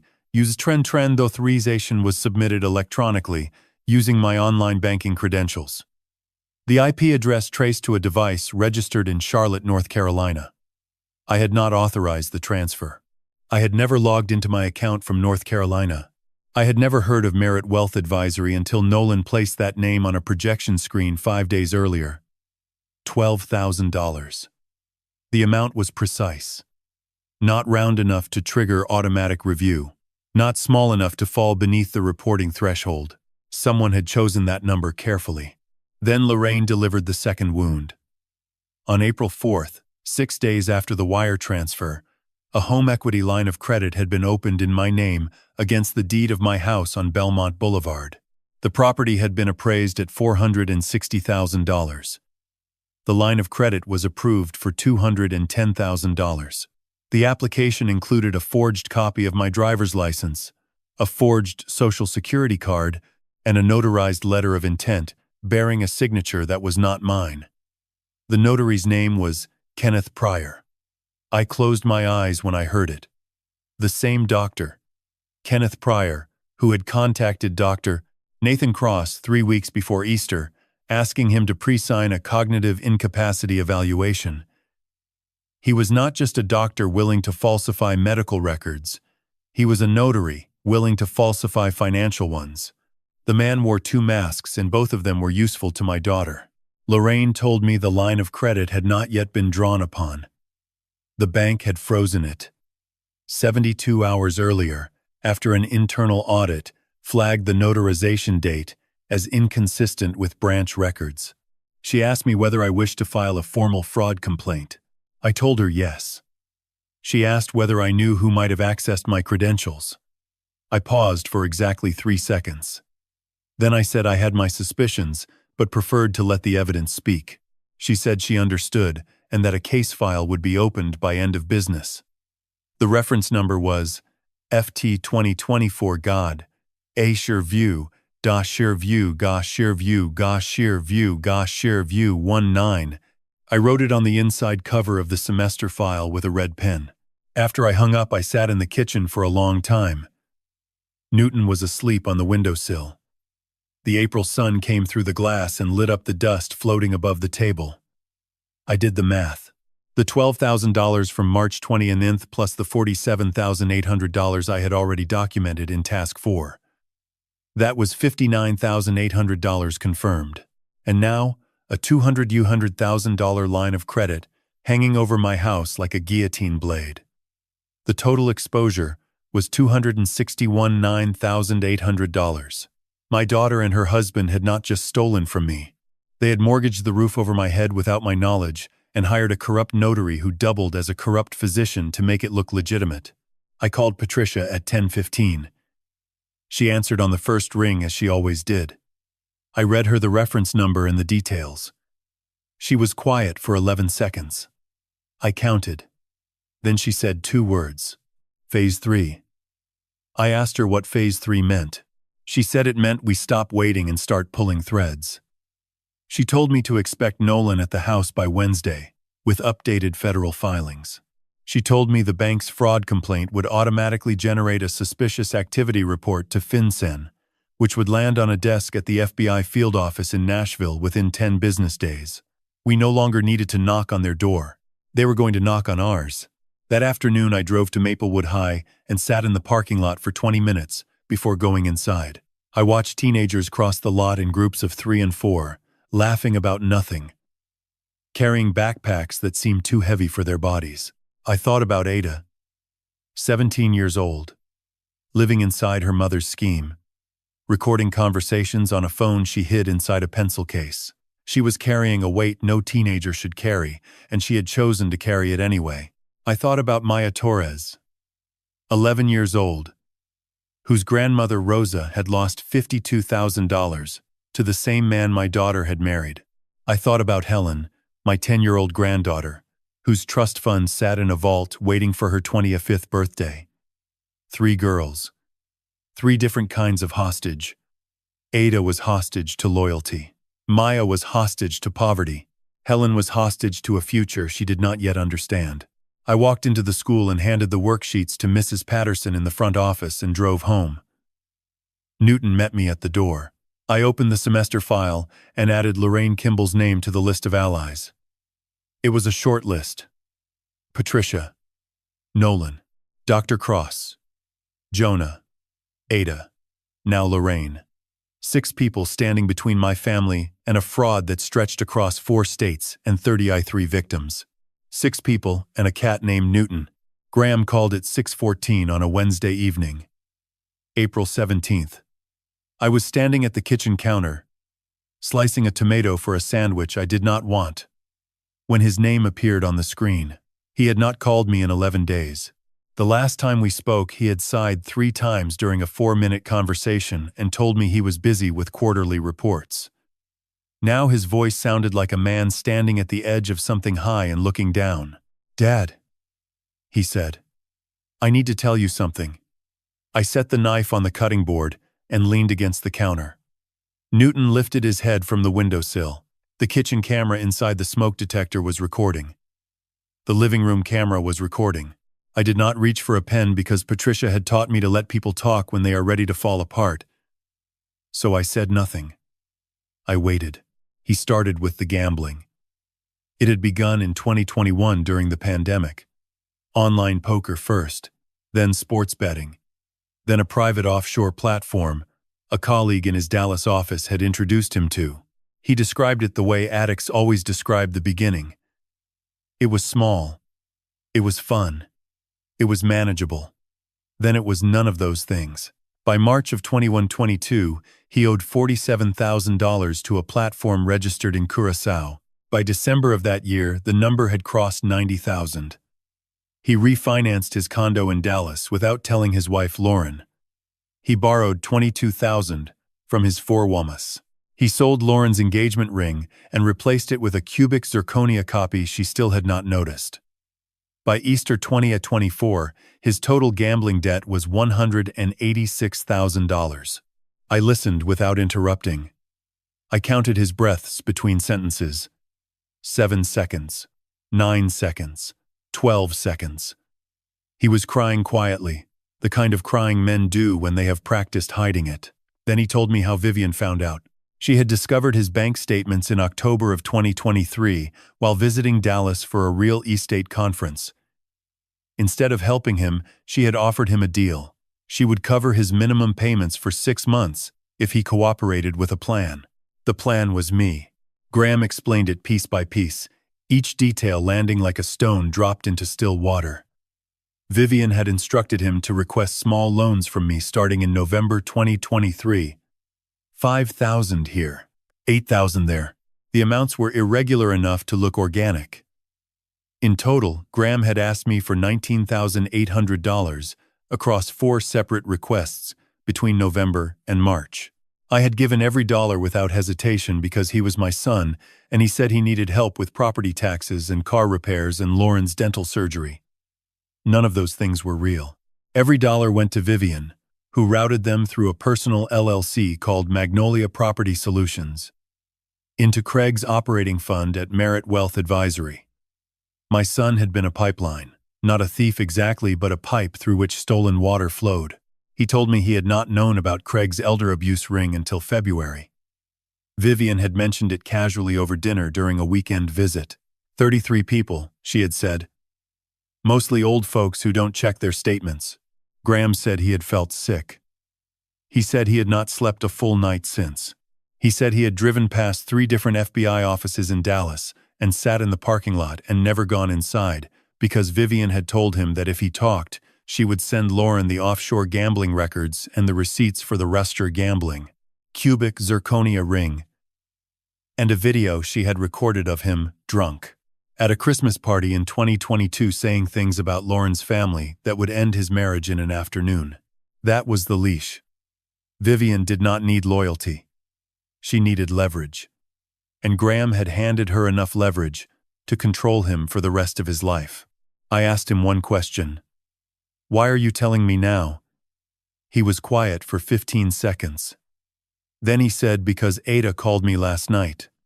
She told me what she has been recording. She told me about Jonah. She told me Grandpa is not losing his mind. She told me Grandpa is the smartest person in the family, and the rest of us are failing his exam. I closed my eyes. Ada, 17 years old, carrying recordings in a pencil case and phone calls in her courage. She had done what I could not do. She had reached into the wreckage and pulled her uncle out. Graham asked me what he should do. I told him that was a question only he could answer. Then I told him what I had never told any of my children. I told him about the Langford Learning Platform. I told him I had built it in 2015 with 2 graduate students and a $40,000 investment from Diane's retirement savings. I told him it had grown into one of the largest adaptive physics education platforms in the southeastern United States. I told him I had sold it in 2019 to an edutech conglomerate based in Atlanta for $67 million after taxes and fees. I told him the money was in an irrevocable trust and that his inheritance was $8,000 and not a penny more. The line went silent for 21 seconds. Then Graham said something I did not expect. He said, good. He said I deserve that. He said he would drive to Nashville on Friday. He said he would sit in front of Patricia Calloway or Nolan Hale or the FBI or whoever I wanted, and he would tell them everything. He said he was done being a pipe. I hung up the phone and picked up the knife and finished slicing the tomato. Newton jumped down from the sill and pressed his head against my ankle. Outside the kitchen window, the dogwood tree Diane had planted in 2006 was blooming white. I ate my sandwich standing up. It was the first meal in 17 days that tasted like anything at all. 51 days remaining. The bank called Patricia first.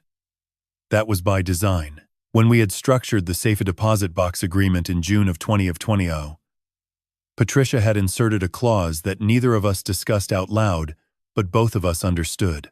If any individual other than Walter David Langford or Patricia Ann Calloway attempted to access Box 1147 at First Tennessee Bank on 4th Avenue, the branch manager was required to contact Patricia's office within 1 hour and deny entry without explanation. The clause did not name Vivian. It did not need to. It was written for her. The way a trap is built for a specific animal. You study the tracks. You learn the habits. You set the wire at exactly the right height. On Friday morning, April 25th, at 10:41, Vivian Merritt walked into the 4th Avenue branch, wearing a navy blazer and carrying a manila folder. Patricia received the call at 10:53.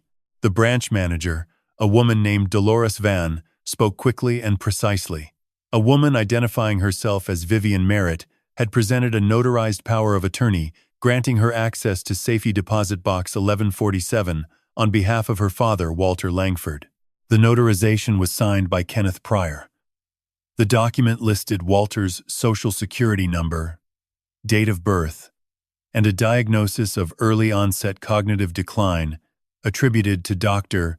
Kenneth Pryor, licensed physician, State of Tennessee. Dolores told Patricia she had followed protocol. She had asked Vivian to wait in the lobby. She had offered coffee. Vivian had declined. Dolores had then contacted Patricia. Patricia called me at 11:02. I was sitting on the front porch with Newton in my lap, watching a cardinal land on the mailbox. She said 2 words. She is here. I closed my eyes and felt something shift inside my chest. Not surprise. Not anger. Something quieter. The sound a lock makes when the last tumbler falls into place.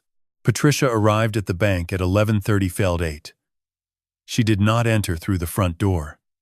She used the employee entrance on the south side of the building, a door Dolores had propped open with a rubber wedge. Patricia sat in the branch manager's office and reviewed the power of attorney through the glass partition. She photographed every page with her phone.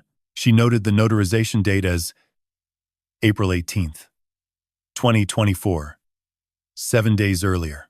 1 day after Graham's confession, Vivian had moved fast. She had prepared the document while Graham was still crying on the phone. While her brother was finding his conscience, she was sharpening her tools.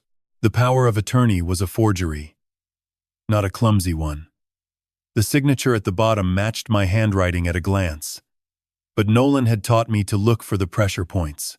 Real signatures carry weight in the downstrokes where muscle memory takes over.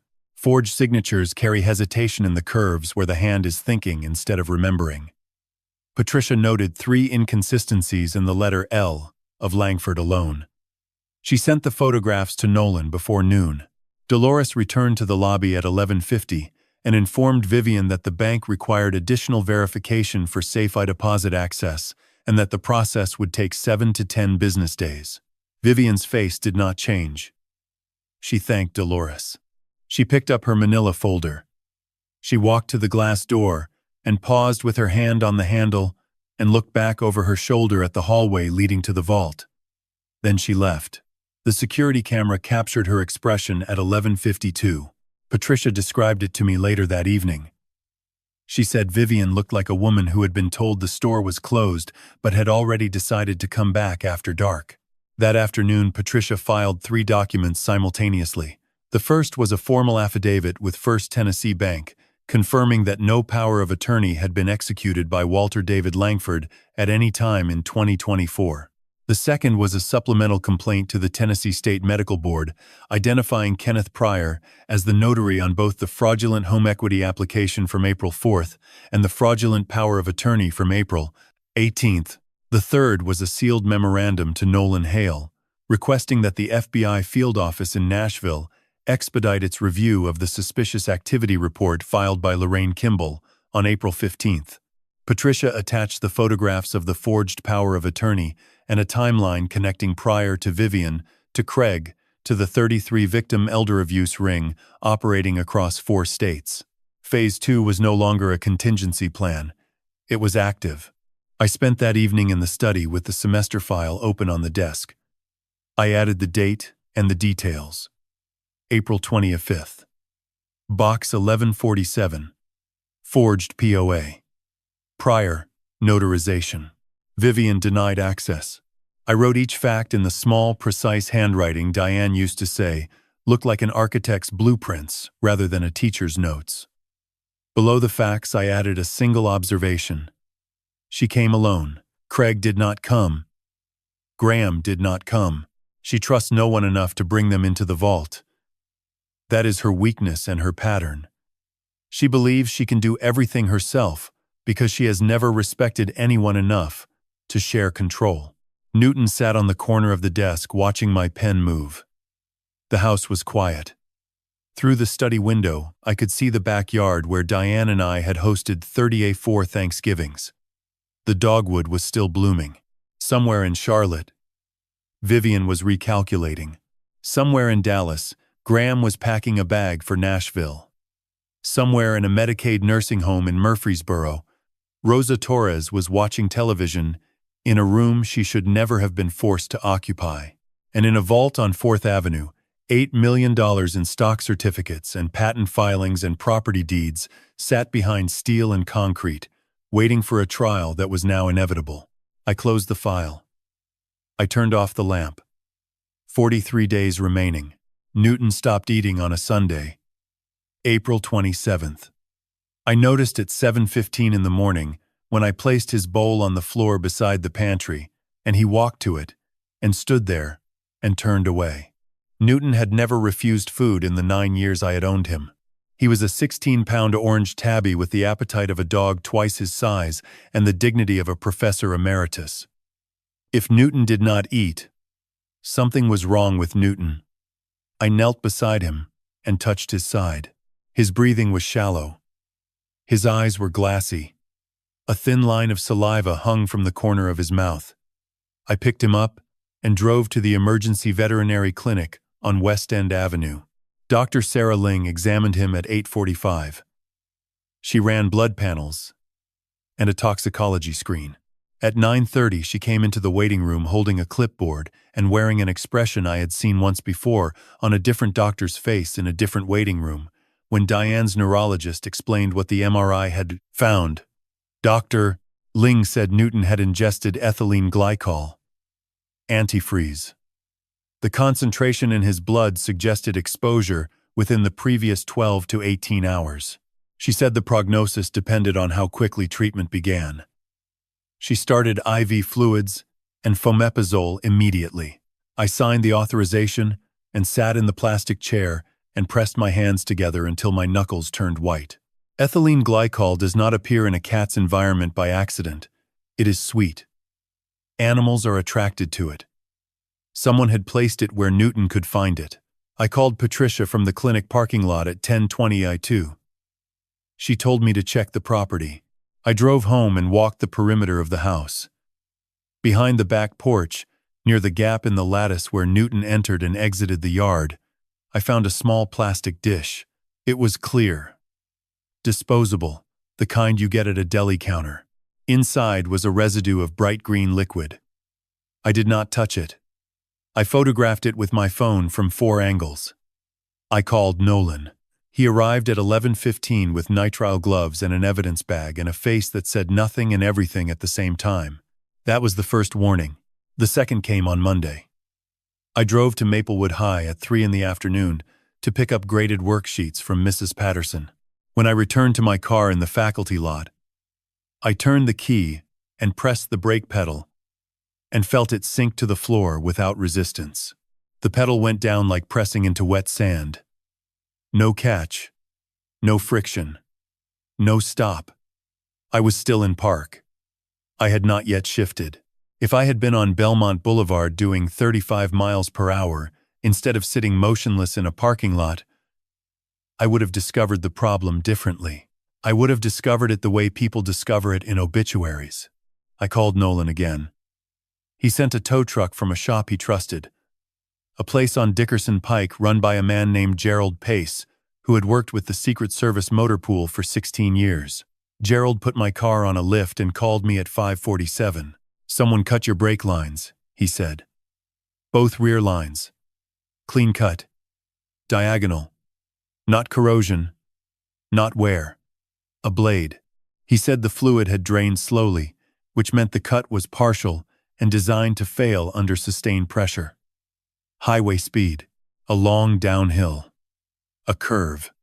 Whoever did it understood how brakes fail. They wanted it to look like mechanical failure. Gerald filed a report with Metro Nashville Police at 6:15. Case number 20-4-40U217. That was the second warning. The third came on Tuesday at 9:11 in the evening. I was sitting in the study, entering notes into the semester file, when my phone buzzed with a text from a number I did not recognize. The area code was 615. Nashville. The message was 4 sentences. Old men fall downstairs. Old men forget to turn off the stove. Old men die alone in houses that are too big for them. Ask your cat how it feels. I screenshot the message and forwarded it to Patricia and Nolan within 90 seconds. Nolan called me back at 9:31. He was calm, but his calm had changed texture. It was no longer the calm of a man managing a case.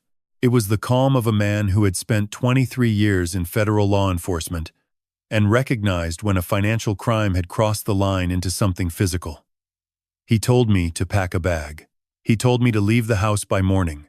He told me to stay with someone whose address was not connected to my name. I told him I was not leaving. He said, "Walter, they poisoned your cat and cut your brakes and sent you a death threat in the same 72 hours. I told him I understood. I told him I was not leaving. That night I slept in the study with every light in the house turned on. I pushed the walnut desk against the door. I kept my phone on my chest. At 2:14 in the morning I heard a noise on the back porch and stood in the dark hallway holding a flashlight and listening to my own heartbeat for 11 minutes until the sound resolved itself into a raccoon knocking over the close recycling bin. I went back to the study and sat in Diane's chair and did not sleep again. On Wednesday morning at 7:45, Nolan arrived with a retired Metro Nashville detective named Hector Salinas, who installed a security system with motion sensors on every door and window and 2 exterior cameras covering the driveway and the back porch. The installation took 4 hours. When it was finished, Hector handed me a panic button on a lanyard and told me to wear it at all times. I put it around my neck and felt the weight of it against my sternum like a second heartbeat. Newton survived. Dr. Ling called Thursday at noon. He would need a special diet and weekly blood work for 3 months. I brought him home Friday morning and held him against my chest in the driveway and stood there for a long time. 39 days remaining. She came on a Thursday, June 5th, 2024. Day 75. The last day of the semester. I knew she was coming because Graham had called the night before at 11:47 from a hotel room in Nashville. His voice was flat and exhausted. The voice of a man who had spent 6 weeks cooperating with federal investigators and sleeping 4 hours a night. He told me Vivian had filed a conservatorship petition with the Davidson County Probate Court that morning. Case number 2114 got. Welv Shuck Welv. The petition alleged that Walter David Langford, age 70, was suffering from progressive cognitive decline consistent with early-onset Alzheimer's disease and was no longer capable of managing his financial or personal affairs. The supporting documentation included a medical evaluation signed by Dr. Kenneth Pryor, 3 sworn witness statements from Vivian and Craig, and a neighbor named Dorothy Sims, who had seen me wandering the driveway in my bathrobe at 6 in the morning, and a 14-page financial summary arguing that my accounts showed patterns of confusion and irrational spending. Graham told me Vivian planned to bring the papers to my house the next afternoon for what she called a family wellness visit. She expected me to sign a voluntary consent. She expected me to be confused enough to hold the pen and compliant enough to use it. I spent that night at the kitchen table with Patricia and Nolan. We reviewed every document in the semester file. 75 days of evidence. 4 hidden cameras containing over 400 hours of footage. Lorraine Kimball's fraude complaint. The forged power of attorney. The forged home equity application. Kenneth Pryor's dual role as physician and notary. Craig's elder abuse ring across 4 states and 33 victims totaling $2.8 million. Graham's signed testimony. Ada's 12 audio recordings. Gerald Pace's report on the severed brake lines. The threatening text from the 6105 number. Dr. Nathan Cross's statement about Pryor's pre-signed incapacity paperwork.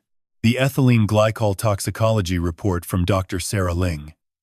Patricia organized everything into 3 binders. Red for criminal, blue for civil, black for family court. Nolan confirmed that the FBI field office in Nashville had an active case file and that agents would be positioned within a 2-minute response radius of my house beginning at noon on June 5th. I did not sleep. I sat in Diane's chair in the study and looked at her photograph on the desk. The lake, the white dress, the sun behind her making her hair glow the way it did on our wedding day 37 years before she died. I talked to her. I told her what I was about to do. I told her I was sorry it had come to this. I told her I had kept my promise. Every dollar of her legacy was protected. Every victim would be heard. Every lie would be named. She did not answer. She never did. But the photograph held steady in the lamplight the way she always had. Vivian arrived at 2:17 in the afternoon. She wore a cream-colored blouse and carried a leather portfolio. Craig was not with her. She had come alone, as she always did for the important moments, because Vivian Merritt trusted no one with the things that mattered most to her. She kissed my cheek at the door and said she was worried about me. She said the family had been talking and everyone agreed that I needed help. She sat at the kitchen table and opened the portfolio and placed 3 documents in front of me. The conservatorship petition, the voluntary consent form, a financial management authorization granting her full control of all accounts, properties, and investment vehicles in my name. She placed a pen beside the papers. A black ballpoint. She smiled and put her hand on mine and said, "It is okay, Dad. This is just to make sure you are taken care of. You do not have to worry about anything anymore." I looked at the pen. I looked at the papers. I looked at my daughter's face. The face I had held against my shoulder the night she was born in 1986 in a hospital room where Diane had laughed through tears and said she has your jawline. I picked up the pen. Vivian's hand tightened on mine. I signed the voluntary consent form on the line, marked respondent. She exhaled. She reached for the financial authorization. I stood up. I walked to the whiteboard hanging on the wall beside the refrigerator. The whiteboard where I had written final exam in red marker on Easter Sunday. The words had been erased weeks ago, replaced by grocery lists and appointment reminders, all part of the performance. I picked up the red marker. I uncapped it. I wrote 5 words in block letters 2 inches tall. Final exam. Pencils down. Then I turned to face her. "Vivian," I said, "I have been clear-headed every single moment of the last 75 days. My voice was not loud. It did not need to be. I watched the color leave her face the way light leaves a room when someone pulls the curtain. I told her the cameras had recorded everything. I told her the forged signatures had been analyzed. I told her Lorraine Kimball had flagged the $12,000 wire and the $200 yuan line of credit. I told her Kenneth Pryor's medical license was under review. I told her Graham had testified. I told her Ada had recorded 12 conversations. I told her Craig's 33 victims had names and faces and grandchildren. She did not speak. She did not move. The pen sat on the table beside the papers she had believed would give her everything. Newton jumped onto the table and sat on the financial authorization and began cleaning his paw. At 2:31, the doorbell rang. Nolan opened the front door. 2 FBI agents from the Nashville field office stepped into the kitchen, holding credentials and a federal search warrant. One of them looked at the whiteboard and then at me and almost smiled. The semester was over. The courtroom smelled like wood polish and recycled air. Davidson County Probate Court. June 19th, 2024. 2 weeks after the whiteboard, I sat at a table on the left side of the room beside Patricia Calloway, who wore a black suit and carried the 3 binders she had assembled the night before the raid. Red for criminal, blue for civil, black for family court. The black binder was open in front of her. Vivian sat on the right side of the room beside a court-appointed attorney named Douglas Fenn, who had been assigned to her case 48 hours earlier after her original lawyer, a man from Charlotte, withdrew the moment he reviewed the evidence file. Judge Miriam Okafor presided. She was 61 years old, a former prosecutor who had spent 9 years on the bench and was known in Davidson County for 2 things. She read every page of every filing, and she did not raise her voice because she did not need to. The hearing lasted 2 hours and 14 minutes.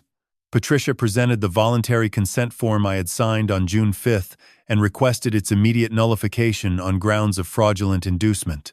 She presented the 4 camera recordings, showing my coherent behavior throughout the 75-day period. She presented Dr. Nathan Cross's sworn statement confirming that he had never diagnosed me with cognitive decline and that Kenneth Pryor had contacted him to pre-sign incapacity paperwork he refused. She presented Lorraine Kimball's fraud report, documenting the $12,000 wire transfer and the $200 home equity line of credit opened with forged identification. She presented Gerald Pace's brake line report. She presented Ada's 12 audio recordings. She presented Graham's signed testimony. She did not raise her voice either. Douglas Fenn objected 4 times. Judge Okafor sustained none of them.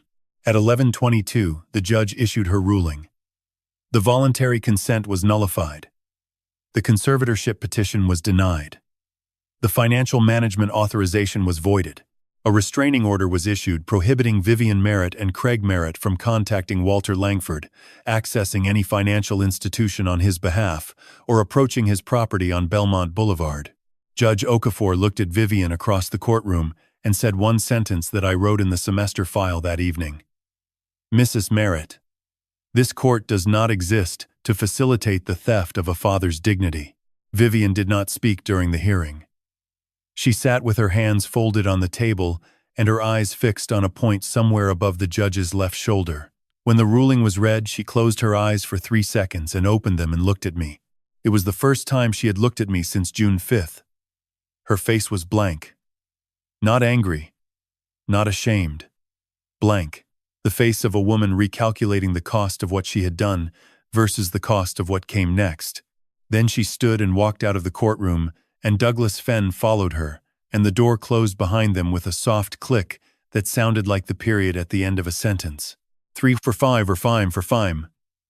Whoeth news. I had not anticipated. Vivian was pregnant.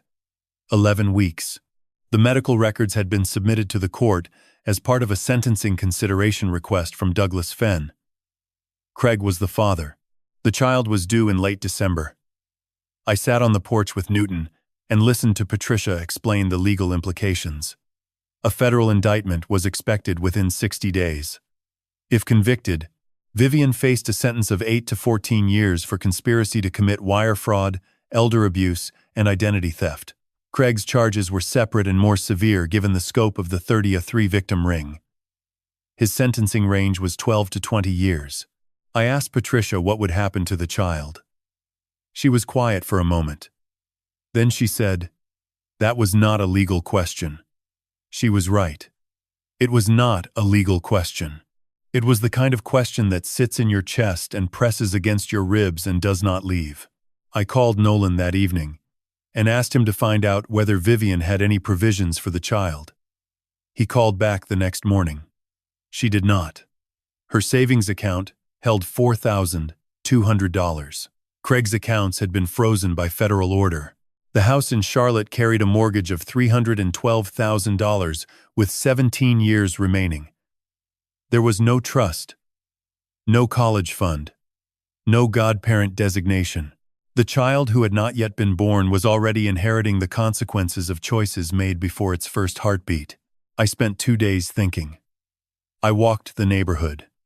I sat in the backyard, under the dogwood. I graded physics worksheets for Maplewood High. I cooked meals I barely ate. On the 3rd day, I called Patricia and told her to draft an amendment to the Diane Langford Foundation Trust. The amendment created a separate education fund for one unnamed minor child, to be born approximately December 21, 4. Biological grandchild of Walter David Langford. The fund would hold $250,000, accessible at age 18, exclusively for education expenses. The trustee would be Patricia Calloway. Neither Vivian nor Craig would have access or knowledge of the fund until the child reached 17. Patricia asked me if I was sure. I told her Diane would have done the same thing. She would have been furious at Vivian. She would have wept for Craig's victims, but she would have looked at a sonogram of a child who had done nothing wrong, and she would have said, "That is still our grandchild." On June 25th, Ada came to the house. She was 17 years old, and she stood on the front porch holding a backpack and a paper grocery bag containing everything she said she needed. She asked if she could stay for the summer. Her mother had not spoken to her since the hearing. Her father, Craig, had told her she was a traitor to the family. She had finished her junior year with a 3.8 GPA and nowhere safe to sleep. I opened the door. Newton appeared at my ankle. Ada knelt and scratched his chin and said, "Hey, little survivor." I carried her bag to the guest room. Diane had always kept ready for company and set it on the bed. "Welcome home," I said. Jonah arrived on a Saturday morning, July 12th. He drove from Knoxville in a blue Honda Civic with 214,000 miles on the odometer and a cracked windshield he had been meaning to fix since March. He was 22 years old, a third-year pre-med student at the University of Tennessee, and he had not slept the night before because he had spent it organizing the contents of a USB drive he carried in the front pocket of his jeans. He sat at the kitchen table across from me and placed the drive between us. It was black, no larger than my thumb, and it contained 8 months of recordings. Jonah had begun collecting evidence in October of 2023, the same month Vivian had discovered Graham's gambling debt and started constructing her plan. He had not told me then. He had not told anyone. He had simply started saving screenshots, recording phone calls on a secondary device, and forwarding emails from a shared family account that Vivian had forgotten he still had access to. He was the quietest person in the family and the most meticulous. Diane used to say Jonah was the only grandchild who inherited Walter's handwriting and Walter's patience. The drive contained 411 files. Jonah had organized them into folders by month and by subject. The October folder held the earliest evidence. A screenshot of a text from Vivian to Graham reading, "You owe me now, and I intend to collect." A forwarded email from Craig to a client named Bernard Foley promising 8% annual returns on a $30,000 investment in something called Horizon Growth Partners, which Nolan had already identified as one of Craig's shell entities. A voicemail from Vivian to an unknown number discussing power of attorney paperwork months before any document had been filed. The December folder held Ada's first recordings. Her voice was steady on the audio files, but you could hear the tremble underneath, the way a bridge holds weight on the surface while the cables vibrate beneath. She had recorded Vivian coaching her on what to photograph in my house. The pill bottles in the bathroom, the sticky notes on the refrigerator, the stack of unopened mail on the hallway table. Vivian's voice was calm and instructional, the voice of a manager assigning tasks. In one recording dated December 19th, Craig's voice appeared in the background. He said, "When do we move on the retirement fund?" Vivian replied, "Not until spring. He needs to look worse first." The February folder held the most damaging file. A 47-minute phone call between Vivian and Craig, recorded on February 14th, Valentine's Day. In the recording, Craig described the structure of the elder abuse ring in detail. He named his accountant. He named 3 of the 4 states. He described the recruitment method: churches and community centers and senior living facilities. He laughed twice during the call. Once, when he described a victim in Alabama who had signed over her pension without reading the document. Once when he mentioned that the total take had crossed 2.8 million and none of them had filed a single complaint. Vivian's response was 5 words: "Just keep my father separate." I listened to that recording in the study with the door closed. Newton was on the desk. Patricia and Nolan were not present. I had asked Jonah to let me hear it alone first. When the recording ended, I sat for a long time in the silence. My daughter's voice. The voice I had heard say its first word in 1987. Dada. 40 years later, the same voice was managing the logistics of stealing from elderly strangers and asking only that her father be kept separate from the paperwork. Not from the crime. From the paperwork. That afternoon, Emmett arrived. He had driven from Austin without calling ahead, which was how Emmett did most things. He was 29 years old. A guitarist who played Wednesday nights at a bar on South Congress for $120 in tips. He had not asked me for money in 4 years. He had not asked me for anything. After Diane's funeral, he had hugged me in the parking lot and said, "I am going to figure myself out, Dad." And I had not known what that meant until now. Emmett told me he had been sober for 16 months. He told me he had started attending a church in East Austin. Not for God exactly, but for the structure. He told me the pastor, a woman named Reverend Celia Watts, had introduced him to a support group for families affected by financial fraud. He told me he had met a woman there named Maya Elena Torres. She was a leave-in. She attended with her aunt because her grandmother Rosa was in a nursing home in Murfreesboro and could not come herself. Emmett said Maya had told the group her grandmother lost everything to a man in a nice suit who promised 8%. Emmett said he did not know then that the man in the nice suit was his own brother-in-law. He found out in April when I told him about the Langford Learning Platform. He found out the rest when Graham called him from Nashville. Emmett sat at the piano in the living room. Diane's piano. The upright Baldwin she had bought in 2001 from a retired music teacher in Franklin. Nobody had played it since she died. The keys had gathered a thin layer of dust that Emmett wiped with his sleeve before placing his hands on the ivories. He played Clair de Lune, slowly at first. Then, with the kind of tenderness that comes from practicing alone in small apartments for years without an audience, Ada came downstairs and stood in the doorway. Newton sat on top of the piano and closed his eyes. I leaned against the wall and let the notes fill the house, the way water fills a vessel that has been empty too long. When he finished, I asked him to play it again. He did. Some houses hold silence like a wound. That evening, ours held music like a healing. I set 16 plates on Easter morning. April 20th, 25. 1 year and 1 day after I had set 14 and watched them go cold. I started at 5 in the morning. Newton followed me from the kitchen to the dining room and back again, his orange tail brushing against my ankle with every trip. The table was the same oak table Diane and I had bought in 1992 from an estate sale in Franklin. It had hosted 34 Thanksgivings, 29 Christmases, and more birthday cakes than I could count. It seated 12 comfortably. I added a folding table at the end and covered both with the white linen cloth Diane had kept in the hallway closet for occasions she called important enough for ironing. The menu was Diane's. Every dish. I cooked from her handwritten recipe cards, the ones she had kept in a wooden box on the kitchen counter since 1988.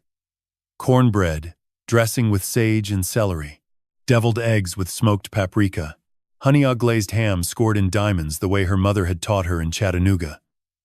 Green bean casserole with fresh mushrooms, never canned. Sweet potato pie with a ginger snap crust. Rolls from scratch, risen twice. I had practiced every recipe 3 times in the past month. The cornbread dressing had taken 4 attempts to get right. Diane's handwriting on that card was faded, and I had to hold it under the desk lamp to read the word sage, which she had written in pencil, and which time had nearly erased. I would not let time erase it. By 10:30, the house smelled the way it used to smell when she was alive. Like butter and bread and something deeper than food. Like a home that expected people. They began arriving at 11. Emmett came first. He drove from Austin through the night and parked in the driveway at 11:04 with his guitar case in the back seat and a bag of Texas peaches he had bought at a roadside stand in Texarkana. He was 30 now. 16 months of sobriety had become 19. He had started teaching guitar lessons to middle school students at Reverend Celia Watts's church and played Clair de Lune at the Christmas service in December. When he walked through the front door, he went straight to the piano and pressed one key. Middle C. The note hung in the air for a moment, and then he smiled and said, "She sounds good, Dad." Jonah arrived at 11:20 with a woman named Priya Chandran, 23. A fellow Priam student he had been dating since September. She carried a dish of lamb biryani her mother had made the night before. Jonah set it on the table beside the cornbread dressing, and the 2 dishes looked at each other the way strangers do at a party before someone introduces them. Ada came downstairs at 11:35. She had been living in the guest room since June. She was 18 now. She had graduated from Maplewood High 3 weeks earlier with a 3.9 GPA and an acceptance letter from Vanderbilt University pinned to the bulletin board in her room. She had applied for a major in criminal justice. When I asked her why, she had said, "Because someone taught me what evidence can do." She set the table with the white napkins Diane had embroidered with small blue forget-me-nots along the edges. She placed one at every seat without being asked. Nolan Hale arrived at noon with his wife Margaret and their 14-year-old son James. Patricia Calloway arrived 10 minutes later carrying a bottle of Tennessee whiskey she said was for after the meal, and a file folder she said was for never. She set both on the counter and hugged me and said nothing else because nothing else was needed.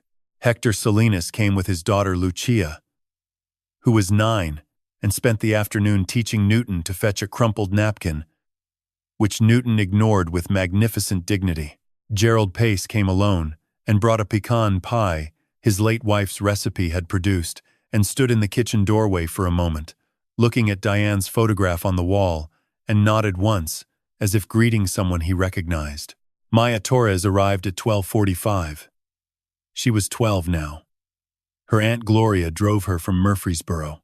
Maya carried a handmade card with a drawing of a cat on the front that she presented to me at the door with both hands, as though handing over something precious. Inside it read, "Thank you, Mr. Langford, for helping my abuela." The Diane Langford Foundation had paid for Rosa Torres's transfer from the Medicaid facility to a private care home in January. Rosa was eating solid food again. She remembered Maya's name every day. 16 plates. 16 people. Not one of them shared my blood except Ada. And Ada had chosen to be here, which was more than blood had ever guaranteed. We ate for 2 hours. The cornbread dressing was right. The ham was right. The deviled eggs disappeared in 11 minutes. Emmett played guitar, while Priya sang a song in Tamil that nobody understood, and everyone applauded. James Hale arm-wrestled Lucia Salinas, and lost and pretended his wrist was broken. Ada read a passage from a book Diane had loved, a collection of letters by a physicist named Feynman, and the table went quiet, and stayed quiet for a moment that felt like prayer. After dessert, I stood at the head of the table. I looked at every face. I had spent 35 years teaching physics to teenagers who did not want to learn it. I had spent 75 days pretending to lose my mind. I had spent 1 year learning the difference between the family you are given and the family that arrives. I said what I had come to say. Family is not who you are born to. Family is who shows up when the table is set. Newton jumped onto the empty chair beside me and sat down as though he had been invited. Emmett began to play. Claire de Lune. Slowly. The notes moved through the house and out through the open windows and into the Nashville evening where the dogwood Diane had planted 19 years ago was blooming white for the 20th spring. I sat down. I picked up my fork. For the first time, in a long time, every plate was warm.